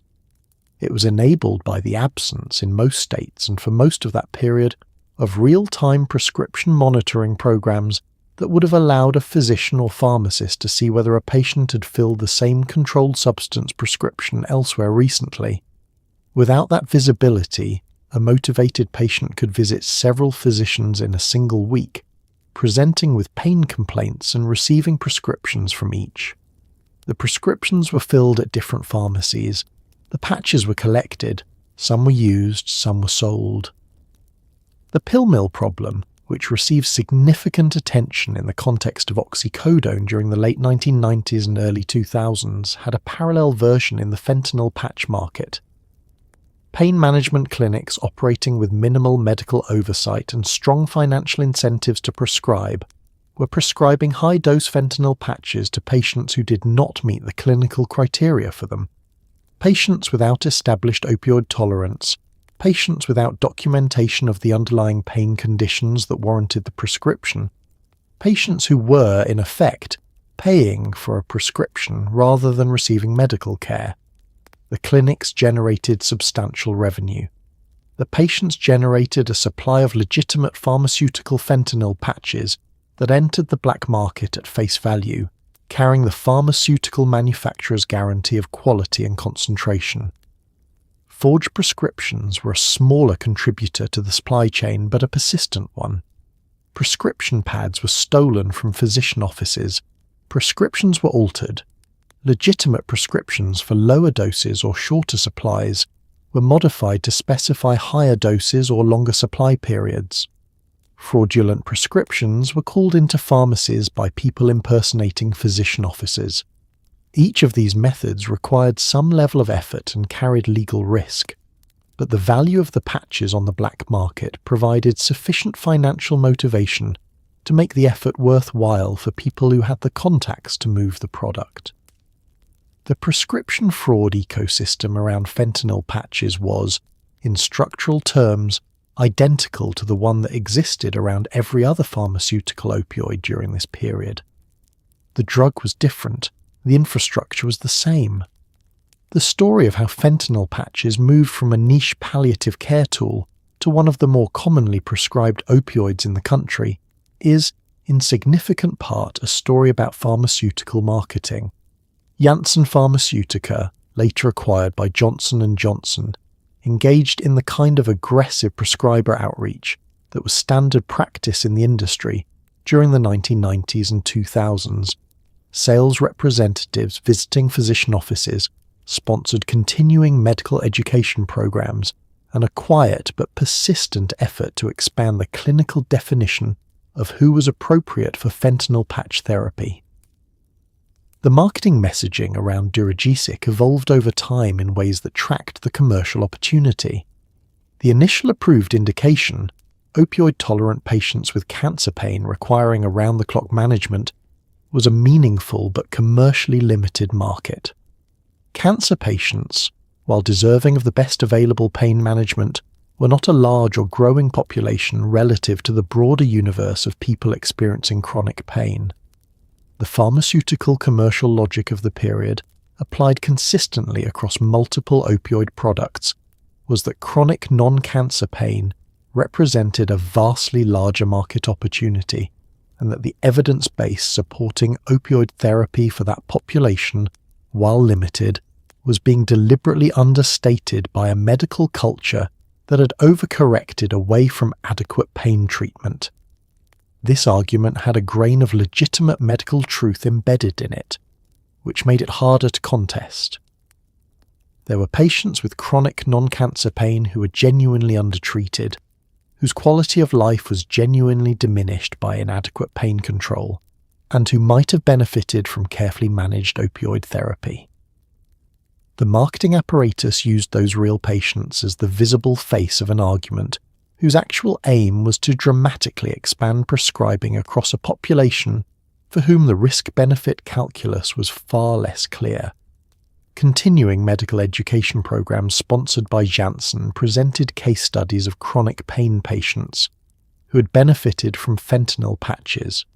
Detail representatives, the sales staff who visited physician offices, left behind literature emphasizing quality of life improvements and downplaying dependency and diversion risks.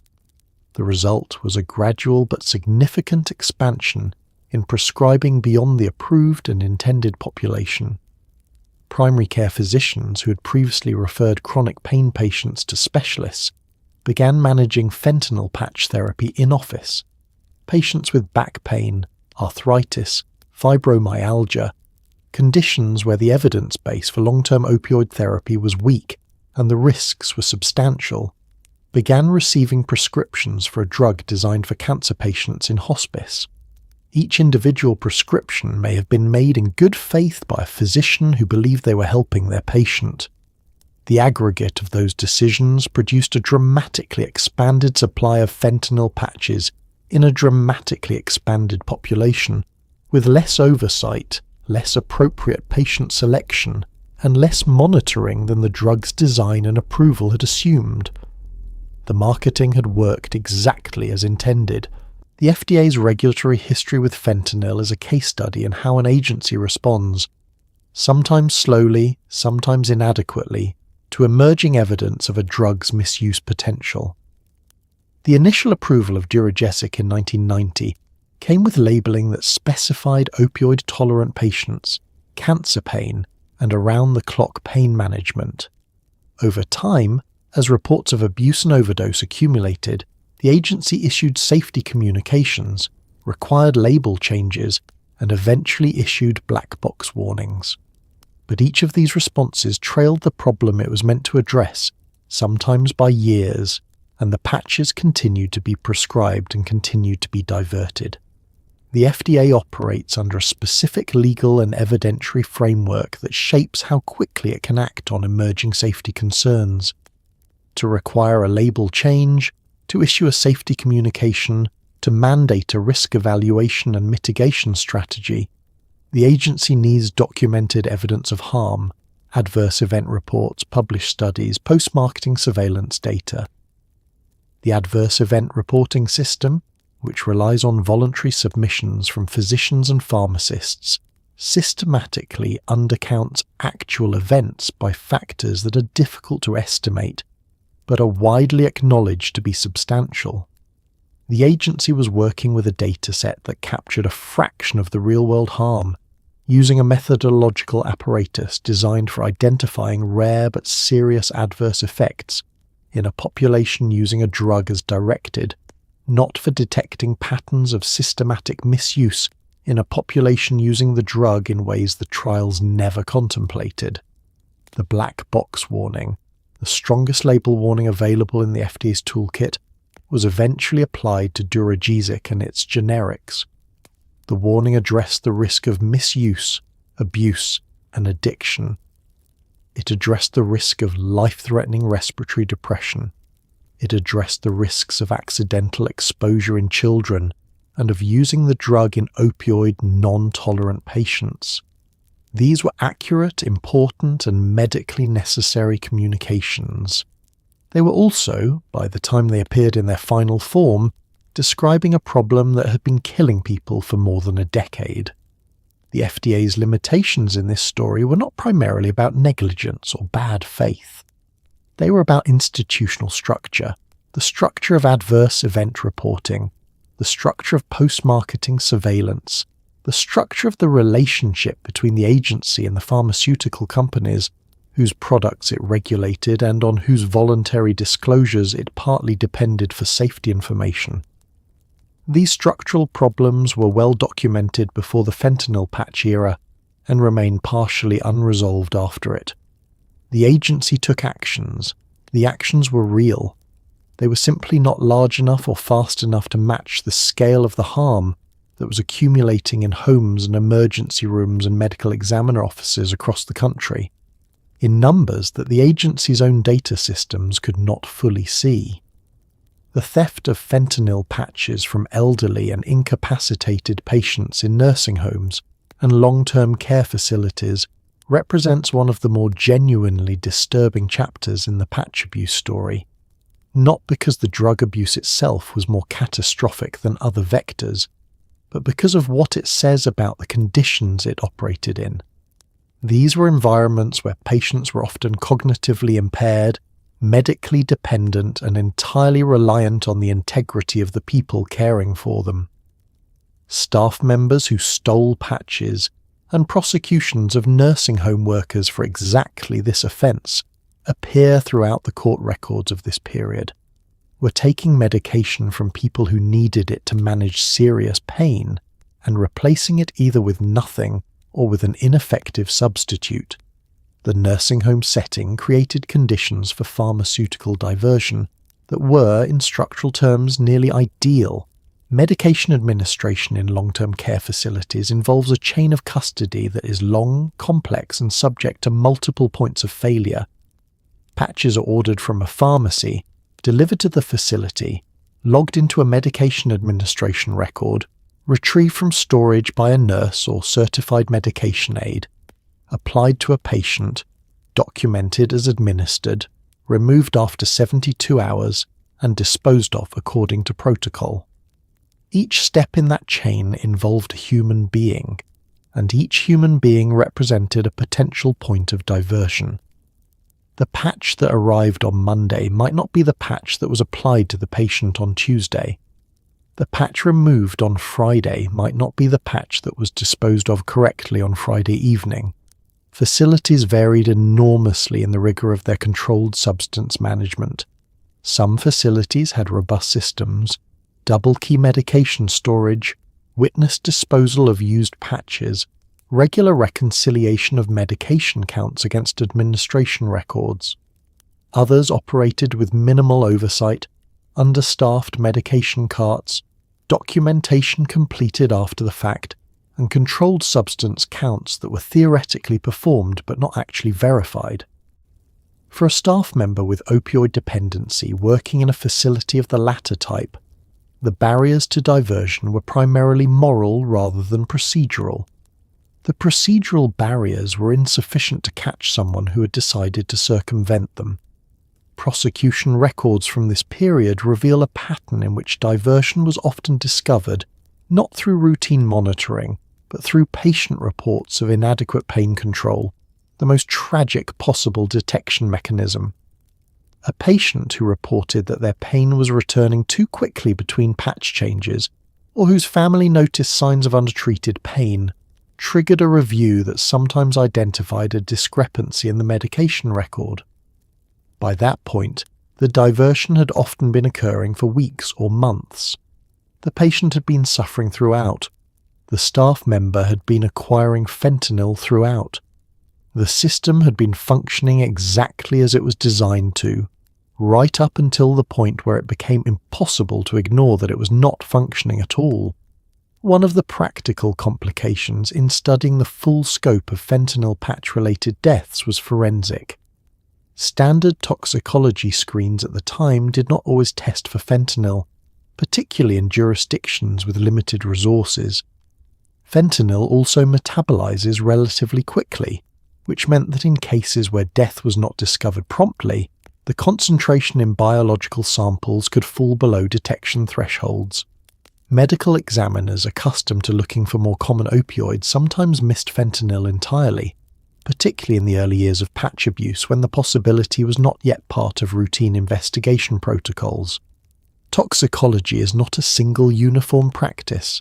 It varies by jurisdiction, by laboratory capability, by the clinical information available to the pathologist at the time of examination, and by the resources available for expanded testing beyond the standard panel.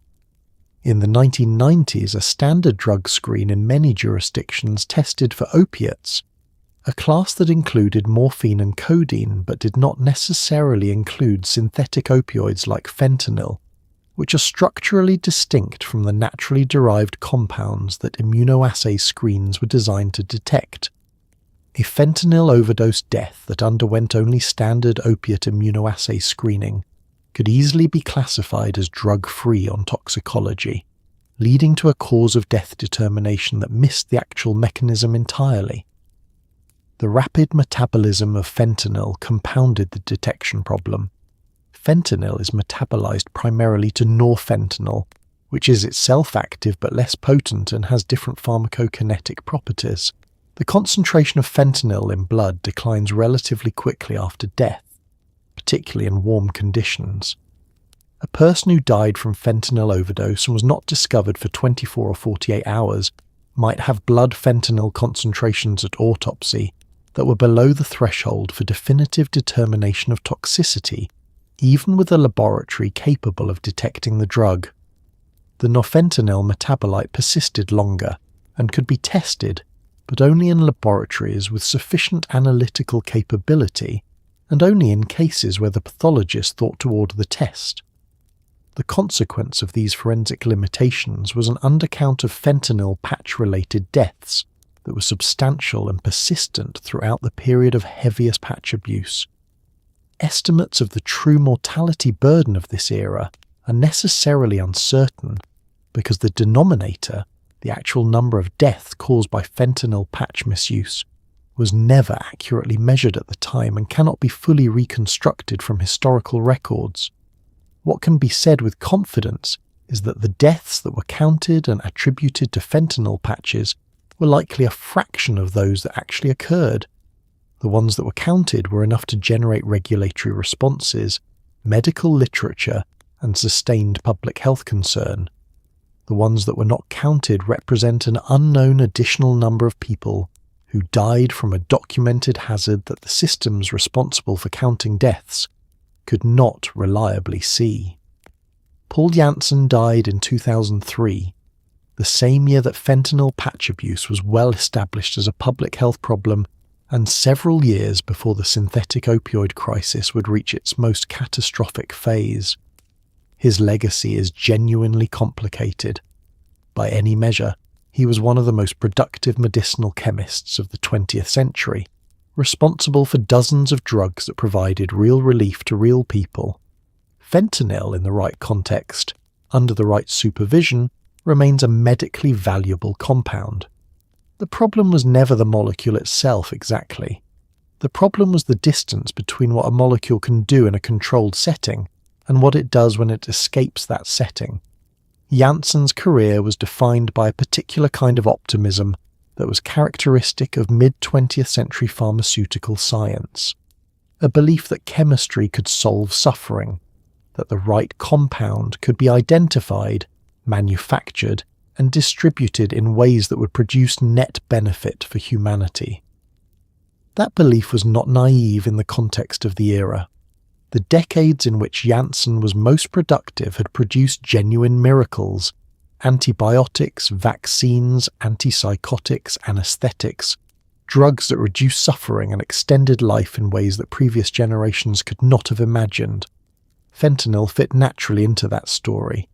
A more potent, faster-acting opioid for surgical anesthesia and severe pain management was, in the context of 1960, unambiguously useful.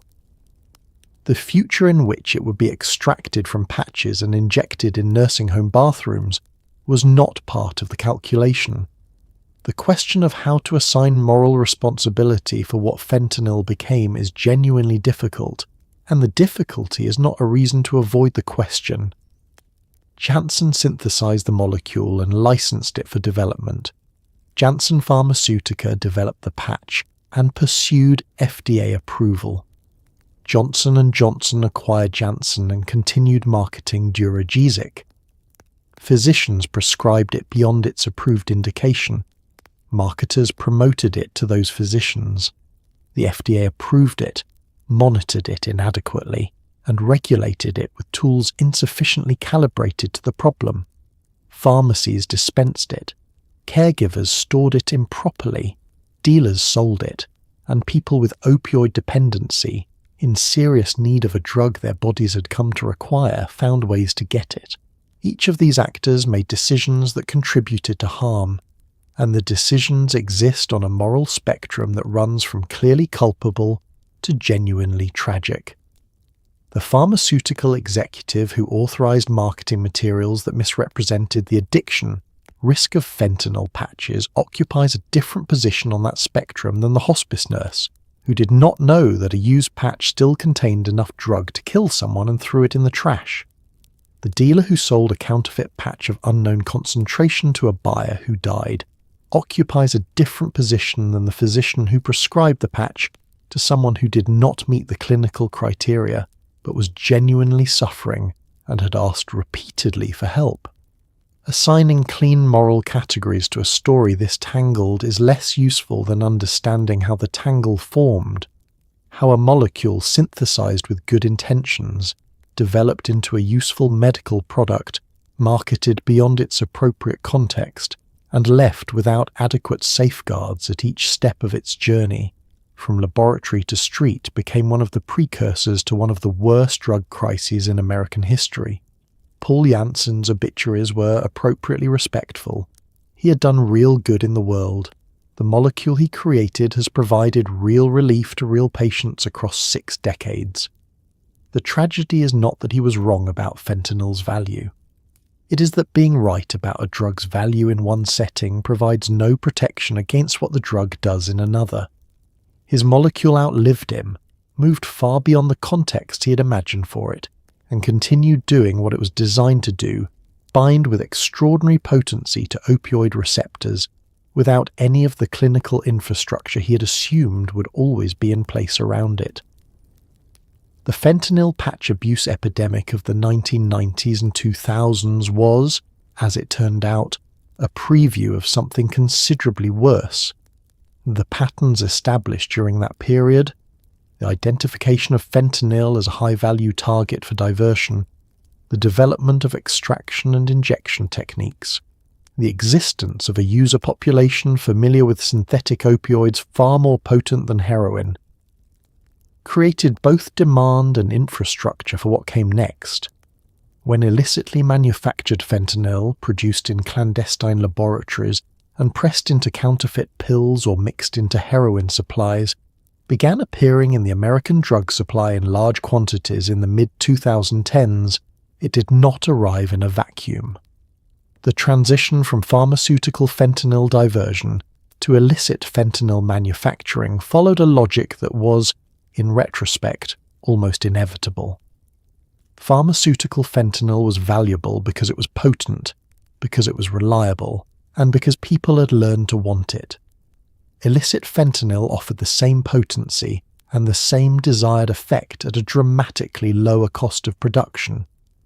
A kilogram of illicitly synthesized fentanyl, purchased from chemical precursor suppliers and processed in a clandestine laboratory, could be stretched across an enormous quantity of product, pressed into counterfeit oxycodone tablets, mixed into heroin supplies, or sold directly as powder, generating returns that no pharmaceutical diversion operation could match. The economics were transformative. The fentanyl that had required stealing from nursing homes and forging prescriptions could now be synthesized and distributed at a scale that made pharmaceutical diversion look like a cottage industry. The people who began using illicitly manufactured fentanyl in the 2010s were, in many cases, people whose opioid dependency had been established or deepened during the pharmaceutical opioid era. They were not encountering powerful synthetic opioids for the first time. Many had used diverted fentanyl patches. Many had moved through the progression from prescription opioids to heroin that has been extensively documented in the addiction medicine literature. When illicit fentanyl began appearing in the heroin supply, often without the buyer's knowledge, mixed in at concentrations that made the resulting product dramatically more potent than the heroin the buyer believed they were purchasing. The population most affected was one that had been created in significant part by the prescription opioid practices of the preceding 2 decades. The patch story connects to the illicit fentanyl story not through a single causal chain, but through the accumulated effects of 20 years of decisions. A generation of people who learned that synthetic opioids existed and were potent and provided the kind of relief that nothing else provided. A black market infrastructure that knew how to move pharmaceutical opioids and adapted readily to moving illicit ones. A medical system that had prescribed aggressively and treated inadequately, producing a large population with established opioid dependency and limited access to evidence-based treatment.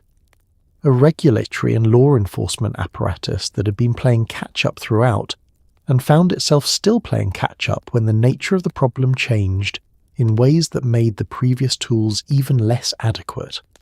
The fentanyl patch was not the cause of the illicit fentanyl crisis. It was an early chapter in a longer story, written in the same ink. The deaths in the illicit fentanyl era dwarfed those of the patch era by any measure.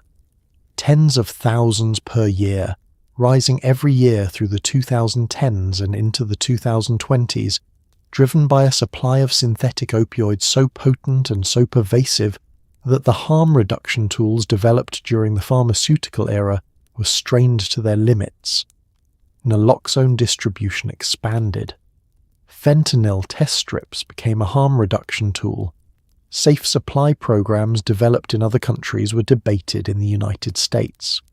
And running through the policy debates and the treatment literature and the news coverage of each year's death toll was the same underlying reality that had been present since the first person figured out how to cut open a reservoir patch in the early 1990s. A large number of people in serious pain, of multiple kinds, without adequate access to help, making the best decisions available to them in circumstances that offered very few good options. One of the grimmer technical footnotes to the fentanyl patch overdose story involves the standard overdose reversal medication naloxone, Narcan, and its limitations against high-dose fentanyl exposure. Naloxone works by displacing opioids from the same receptors they occupy, reversing respiratory depression and restoring breathing. It works well against heroin, against oxycodone, against the opioids that emergency medical personnel had spent decades learning to manage. Against a large dose of fentanyl, particularly in a patient who has absorbed a full patch's worth of drug rapidly, naloxone was sometimes insufficient. The dose required to reverse the effect was higher than first responders were carrying, and the duration of the reversal was often shorter than the duration of the opioid exposure. Naloxone's mechanism is competitive antagonism. It binds to opioid receptors with higher affinity than opioid agonists and displaces them, but it does not stay bound indefinitely. The drug has a half-life of approximately 30 to 90 minutes, meaning that its effectiveness wanes over a period of 1 to 2 hours after administration. For a heroin overdose, this is generally sufficient. Heroin itself has a relatively short duration of action, and by the time the naloxone has worn off, the heroin has often been metabolized enough that the respiratory depression has naturally resolved. For a fentanyl patch overdose, particularly one involving rapid absorption of a large reservoir dose, the fentanyl exposure is more prolonged. Fentanyl absorbed from a dissolved patch or from a matrix patch heated to accelerate delivery can persist in biologically active concentrations in tissue depots long after the initial blood level has peaked. The clinical consequence was a phenomenon called renarcotization. A patient who had been successfully reversed with naloxone and appeared to be recovering would, as the naloxone wore off and the fentanyl redistributed from tissue depots back into the bloodstream, lapse back into respiratory depression. This was not a failure of the naloxone. It was a failure of the dosing and monitoring protocol to account for the specific pharmacokinetics of the drug involved. A first responder who administered naloxone saw the patient regain consciousness and adequate breathing, and cleared the scene had done everything correctly within the existing protocol. If that patient was not transported to a facility where they could be monitored and redosed as needed, and if they relapsed into overdose after the first responder had left, the outcome could be fatal from a situation that had initially appeared to be successfully managed. The naloxone gap was not a secret. Emergency physicians and toxicologists understood the renarcotization risk with fentanyl and communicated it within their professional literature. The translation of that understanding into field protocols was uneven. Some EMS systems developed specific protocols for fentanyl overdose that mandated transport and monitoring regardless of apparent initial recovery. Others continued operating under protocols developed for shorter-acting opioids, and the gap between the protocol and the pharmacology occasionally produced deaths in patients who had technically been reversed. The problem became vastly more acute with the arrival of illicitly manufactured fentanyl analogues in the 2010s, some of which were so potent that multiple doses of naloxone were required for initial reversal. The inadequacy of the standard protocol for long-acting synthetic opioid overdose, first documented in the patch abuse era, became a frontline crisis in the illicit fentanyl era. The warning had been there. The systems had not fully incorporated it. Community naloxone distribution programs, which put naloxone into the hands of people who used drugs and their families and friends, addressed part of the gap by ensuring that reversal could happen faster and that multiple doses could be administered by people who were present when the overdose occurred, rather than waiting for professional responders to arrive. The evidence base for community naloxone distribution was strong and accumulated quickly. Implementation remained uneven, driven partly by political resistance to harm reduction approaches and partly by the simple logistical challenges of reaching the populations most at risk with a medication and the training to use it. The tool existed. Deploying it at the scale the problem required was a different kind of challenge, not pharmacological, not forensic, but political and organisational in ways that proved considerably harder to solve. The public health response to fentanyl patch abuse included efforts that were, by the standards of the time, relatively thoughtful, and also efforts that were not. Drug take-back programs, permanent collection sites and periodic take-back events where patients could return unused or used medications addressed the used patch disposal problem to some degree. Patient education initiatives attempted to convey the importance of applying patches properly, storing them securely, and disposing of them by folding the adhesive sides together and flushing them. None of these interventions eliminated the diversion problem, partly because the supply of patches was simply very large, and partly because the demand from people dependent on opioids was not reduced by information campaigns. The drug take-back program model had genuine merit in theory, a convenient non-judgmental mechanism for disposing of unwanted controlled substances, reduced the quantity of medication available for diversion or accidental exposure. The DEA's national take-back events, which began in 2010, collected millions of pounds of prescription medications. The permanent drop-box infrastructure that developed in subsequent years provided year-round disposal options.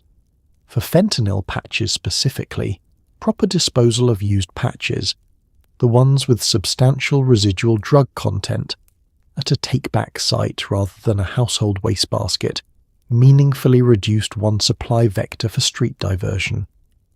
The limitation was participation. The patients most likely to carefully dispose of their medications at official take-back sites were also the patients least likely to have family members stealing from them or social networks connected to drug markets.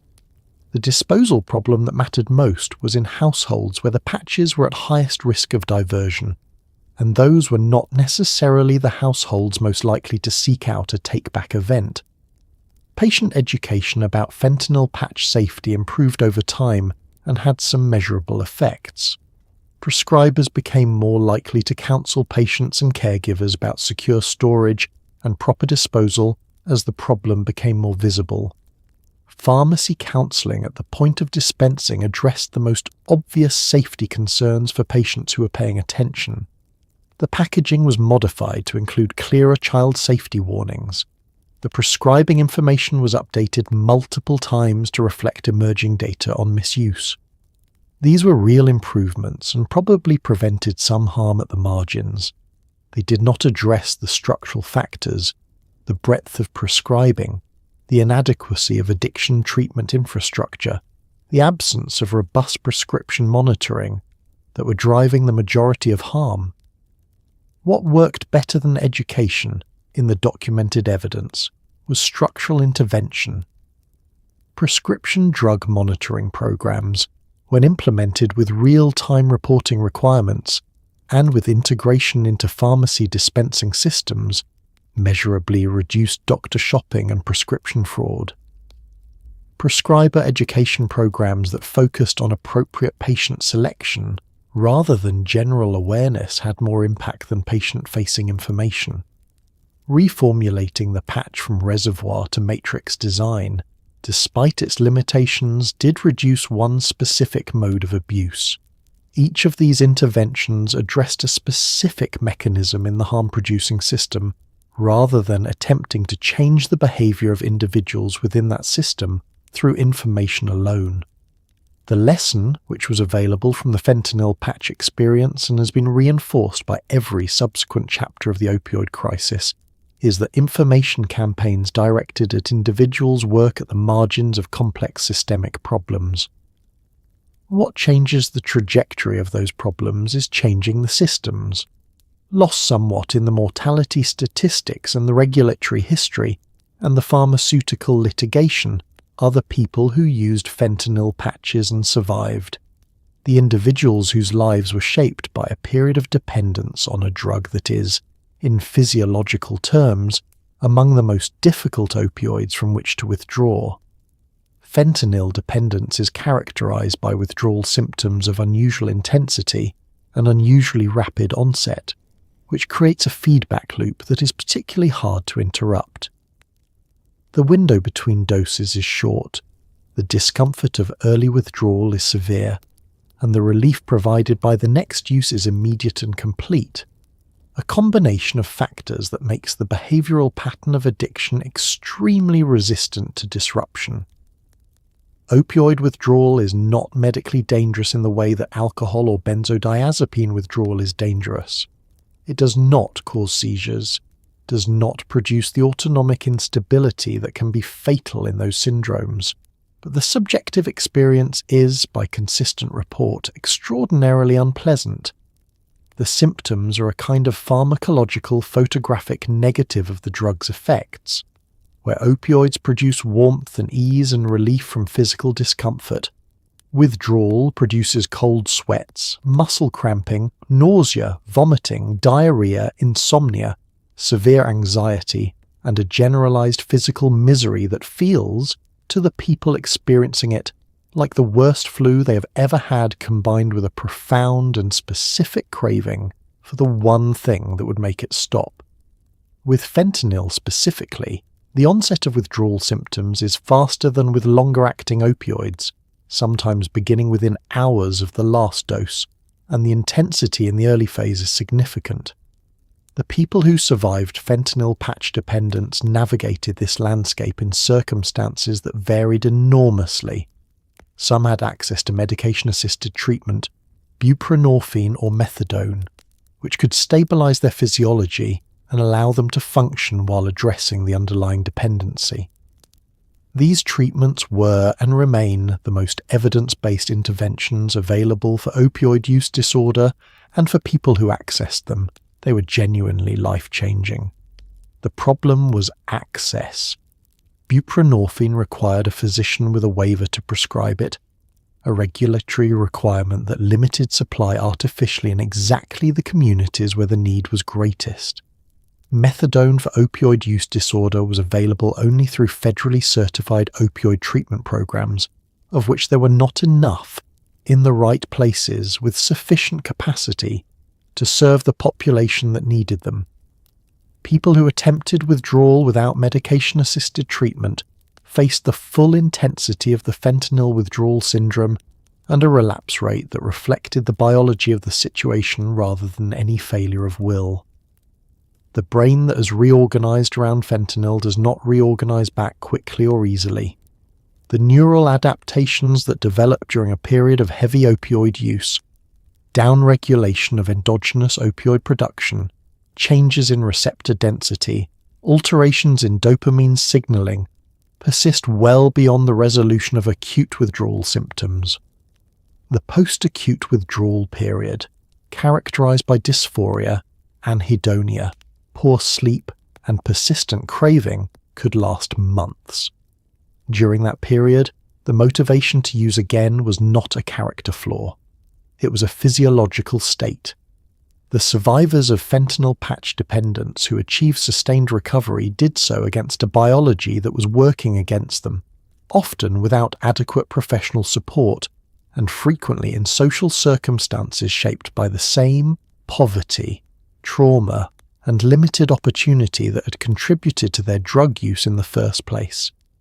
Their survival was not the default outcome. It was the result of extraordinary effort in the face of extraordinary obstacles, and it deserves to be recognized as such. The fentanyl patch story is, in some ways, a compressed version of the entire opioid crisis. Every element that made the larger catastrophe possible is present in miniature. A genuinely useful drug, prescribed for legitimate purposes, marketed aggressively beyond those purposes. A safety feature, the transdermal delivery system, that was presented as abuse deterrent and turned out to be less deterrent than hoped. Regulatory responses that were real but trailing. A population of people with opioid use disorder who were ingenious, motivated, and in serious pain, finding ways to get what they needed in the absence of adequate treatment infrastructure. The fentanyl patch era ran from roughly 1990 to the mid-2010s, overlapping substantially with the broader prescription opioid crisis driven by OxyContin and the wider opioid market. It was not the primary driver of the crisis. OxyContin and the aggressive prescribing of oral opioids across the board played a larger role in establishing the scale of opioid dependency in the American population. But the fentanyl patch contributed a specific and important element, a highly potent synthetic opioid, in a delivery format that was simultaneously accessible and unstable, distributed across a much wider population than its clinical indication justified, with diversion patterns that seeded familiarity with synthetic fentanyl in communities across the country, years before illicitly manufactured fentanyl arrived to make that familiarity catastrophically relevant. What the patch story tells us about pharmaceutical risk management is something the industry has been slow to internalize. Abuse deterrence is not a property that can be permanently engineered into a product, when the product is being used in a world that contains people with strong motivation to defeat the engineering. Every abuse deterrent formulation developed since the fentanyl patch has encountered the same fundamental reality. The people who are motivated to misuse a drug are often creative, persistent, and in possession of knowledge that accumulates across a community faster than pharmaceutical companies reformulate and regulators approve. The Matrix patch was a genuine improvement over the reservoir patch. It was not sufficient. The next generation of abuse-deterrent opioids, formulations designed to become unusable when crushed or dissolved, were genuine improvements over their predecessors. They were also not sufficient. The sufficiency problem is not primarily chemical. It is social and medical, a problem of treating dependency adequately, rather than of engineering drugs that people with dependency cannot exploit. The fentanyl patch also tells us something about the specific cruelty of a medical system that creates dependency without providing adequate pathways out of it. The people who were using fentanyl patches in ways that were killing them were not, for the most part, doing so recreationally in any straightforward sense. They were managing pain, physical pain frequently, and the psychological pain that accompanies poverty, trauma, limited opportunity, and the specific suffering of a body that has come to require a drug it cannot reliably obtain. The drug that had been marketed to them as a solution had become a problem. The system that had created that problem provided inadequate resources for addressing it. Treatment programs were underfunded, inaccessible, and often structured around abstinence models that the biology of opioid dependence made extremely difficult to sustain. The space between creating a population with opioid dependency and providing adequate support for that population to recover was a space in which a great many people lived and a significant number died. The fentanyl patch is still prescribed. It remains a valuable tool for cancer pain management and for palliative care. The patients it was designed for still exist, still suffer, and still benefit from having access to it under appropriate clinical conditions. The history of its misuse does not erase the legitimacy of its appropriate use, any more than the history of any powerful medical tool erases the reasons the tool was developed. What the history does, if we are willing to look at it honestly, is show us exactly how a useful thing becomes a harmful one, through a sequence of decisions about marketing, regulation, prescribing, treatment infrastructure, and harm reduction that were each individually defensible and collectively catastrophic. The patch is small and beige and easy to overlook. The story it contains is not small at all. The public health response to fentanyl patch abuse included efforts that were, by the standards of the time, relatively thoughtful, and also efforts that were not. Drug take-back programs, permanent collection sites, and periodic take-back events where patients could return unused or used medications addressed the used patch disposal problem to some degree. Patient education initiatives attempted to convey the importance of applying patches properly, storing them securely, and disposing of them by folding the adhesive sides together and flushing them. None of these interventions eliminated the diversion problem, partly because the supply of patches was simply very large, and partly because the demand from people dependent on opioids was not reduced by information campaigns. The drug take-back program model had genuine merit in theory. A convenient, non-judgmental mechanism for disposing of unwanted controlled substances reduced the quantity of medication available for diversion or accidental exposure. The DEA's national take-back events, which began in 2010, collected millions of pounds of prescription medications over the years they operated. The permanent drop-box infrastructure that developed in subsequent years provided year-round disposal options in pharmacies, hospitals, and law enforcement facilities across the country. For fentanyl patches specifically, proper disposal of used patches, the ones with substantial residual drug content, at a take-back site rather than a household wastebasket, meaningfully reduced one supply vector for street diversion. Every used patch that went into a secure collection box was a used patch that did not go into the informal economy through a family member's bathroom trash. The limitation was participation. Take-back programs are voluntary and require the participant to know they exist, to have access to a collection site, and to prioritize the disposal trip in the context of everything else happening in their life while managing a seriously ill family member on powerful opioids. The patients most likely to carefully dispose of their medications at official take-back sites were also the patients least likely to have family members stealing from them or social networks connected to drug markets. The disposal problem that mattered most was in households where the patches were at highest risk of diversion, households with economic stress, with family members who had opioid use disorder, with caregiving arrangements that involved multiple people with varying levels of investment in medication security. Those were not necessarily the households most likely to seek out a take-back event on a Saturday morning. The intervention reached the people who needed it least and missed, with some regularity, the people who needed it most. Patient education about fentanyl patch safety improved incrementally over the life of the Duragesic product and its generics. Prescribers became more likely to counsel patients and caregivers about secure storage and proper disposal as the problem became more visible in the medical literature and in FDA communications. Pharmacy counselling at the point of dispensing addressed the most obvious safety concerns for patients who were engaged and paying attention. Packaging was modified over time to include clearer child safety warnings and disposal instructions.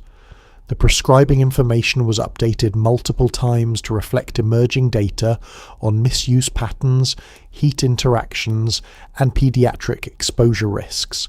These were real improvements. They were achieved through the normal mechanisms of pharmaceutical safety communication, adverse event reporting, label negotiations between manufacturers and the FDA, professional society guidance documents, and they probably prevented some harm at the margins of the problem. What they could not do was address the structural factors driving the majority of harm.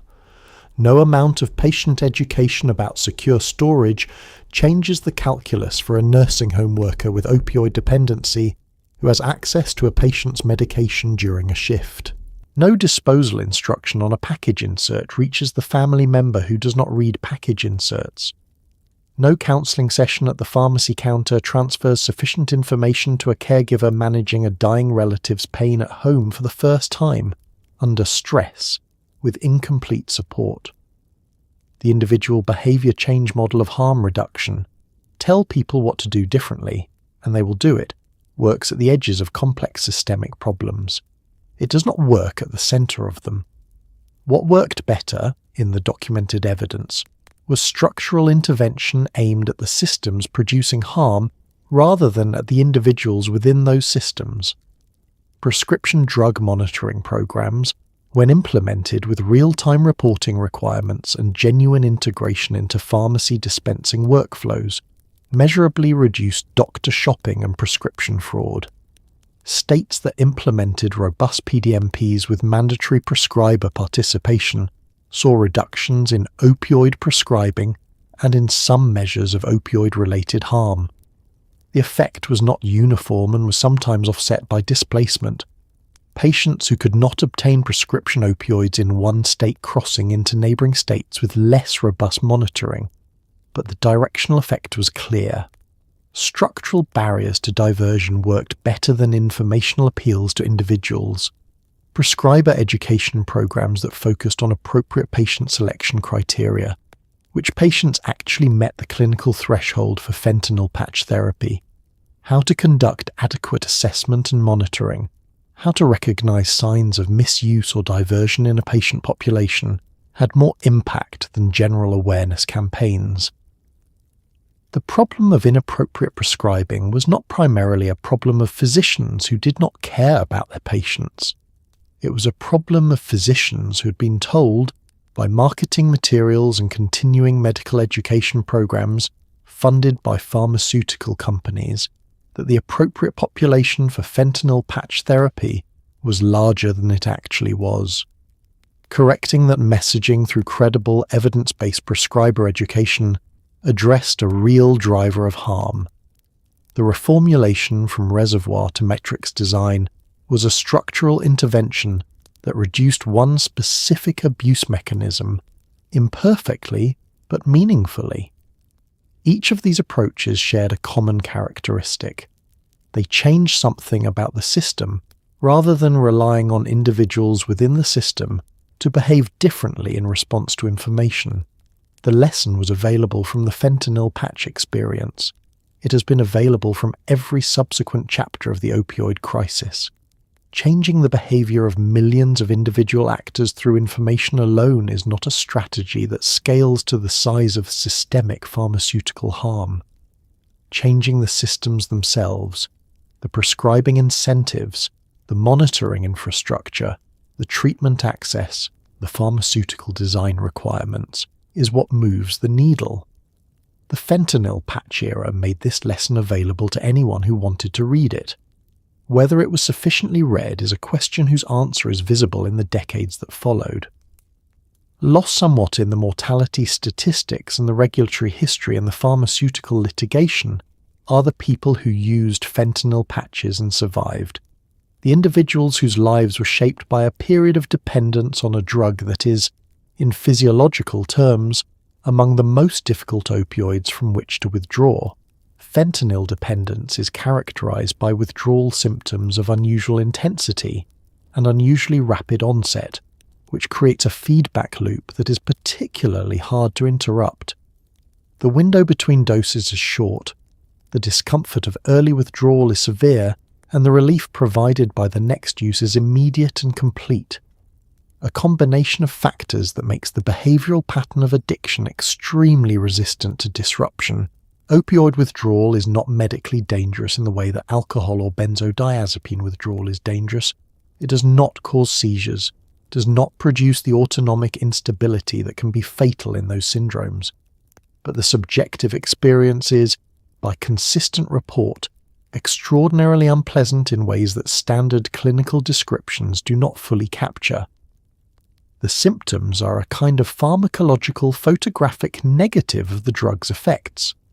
Where opioids produce warmth and ease and the cessation of physical discomfort, withdrawal produces cold sweats and muscle cramping and nausea and vomiting and diarrhea and insomnia, and a generalized full-body misery that people who have lived through it describe in remarkably consistent terms. It feels, they say, like the worst flu you've ever had, combined with a profound and specific craving for the one substance that would make all of it stop immediately and completely.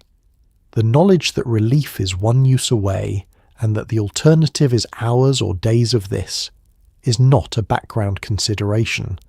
It is the foreground of every moment of early withdrawal. With fentanyl specifically, the onset of withdrawal is faster than with longer-acting opioids like methadone or extended-release morphine, sometimes beginning within hours of the last dose for heavy users. The intensity in the early phase is significant and the peak comes quickly, creating a compressed and acute experience that makes the behavioral decision to use again feel less like a choice and more like a physiological imperative. This is not a metaphor or an excuse. It is a description of what happens in a nervous system that has adapted to the presence of a powerful opioid and is responding to its sudden absence with the full force of that adaptation running in reverse.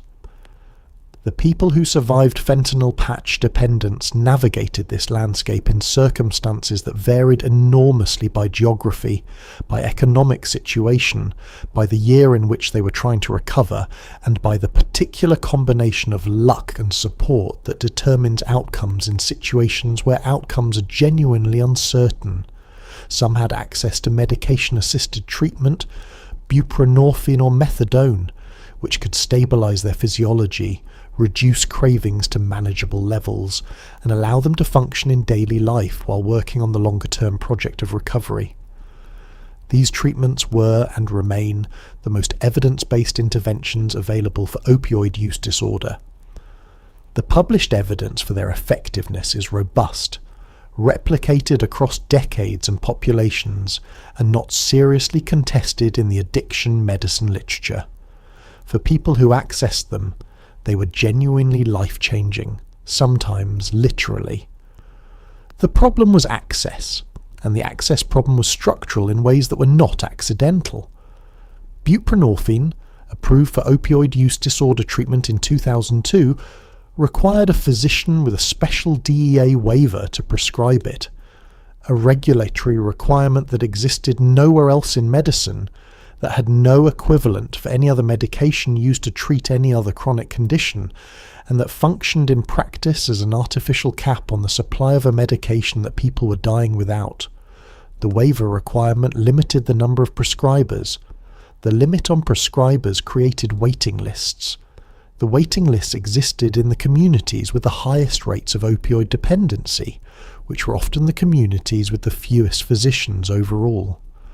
The gap between need and access was not a natural feature of the treatment landscape. It was built into the regulatory structure, and it stayed built in for years while people who might have been stabilised on buprenorphine made do with other things. Methadone for opioid use disorder was available only through federally certified opioid treatment programs. Clinics operating under a specific regulatory framework that required daily observed dosing in the early phase of treatment, mandatory counselling, and a physical clinic infrastructure. There were not enough of these clinics, in the right places, with sufficient capacity to serve the population that needed them. In rural areas with high rates of fentanyl patch abuse, the nearest methadone clinic might be an hour's drive away, accessible only to people with reliable transportation and the ability to appear daily without conflicting employment or childcare obligations. For people without those resources, methadone was theoretically available and practically inaccessible. The effective treatment options were, for a large fraction of the people who needed them most, simply not present where those people were. People who attempted withdrawal without medication-assisted treatment faced the full intensity of the fentanyl withdrawal syndrome, and a relapse rate that reflected the biology of the situation with brutal honesty. The neural adaptations that develop during a period of heavy fentanyl use, downregulation of the brain's endogenous opioid system, changes in dopamine signaling, alterations in the stress response circuits, do not resolve quickly. The post-acute withdrawal period, characterized by persistent dysphoria, anhedonia, disrupted sleep, poor stress tolerance, and ongoing craving, can last months or longer. During that extended window, the motivation to use again was not a failure of commitment. It was a physiological state produced by neurological changes that take significant time to reverse, in a person living in the same environment that had shaped their drug use in the first place, without the neurological resources to manage stress that their brain had temporarily lost. The survivors of fentanyl patch dependence who achieved sustained recovery did so against a biology working against them, often without adequate professional support. Frequently in social circumstances defined by the poverty and limited opportunity and unaddressed trauma that had contributed to their drug use in the first place, and sometimes in communities where recovery itself carried stigma that made rebuilding a life more difficult than the withdrawal had been. Their survival was not the default outcome. It was the result of effort that most people observing from a distance cannot fully appreciate, sustained over a period of time and against odds that the clinical language of addiction medicine does not fully convey. They deserve to be counted in this story not as afterthoughts to the mortality statistics, but as its most important data point, the evidence that recovery is possible, that the outcome is not predetermined, and that the difference between survival and death was often not character or willpower, but access to treatment, the presence of someone willing to help, and the particular arrangement of circumstances that kept the window open long enough for something to change.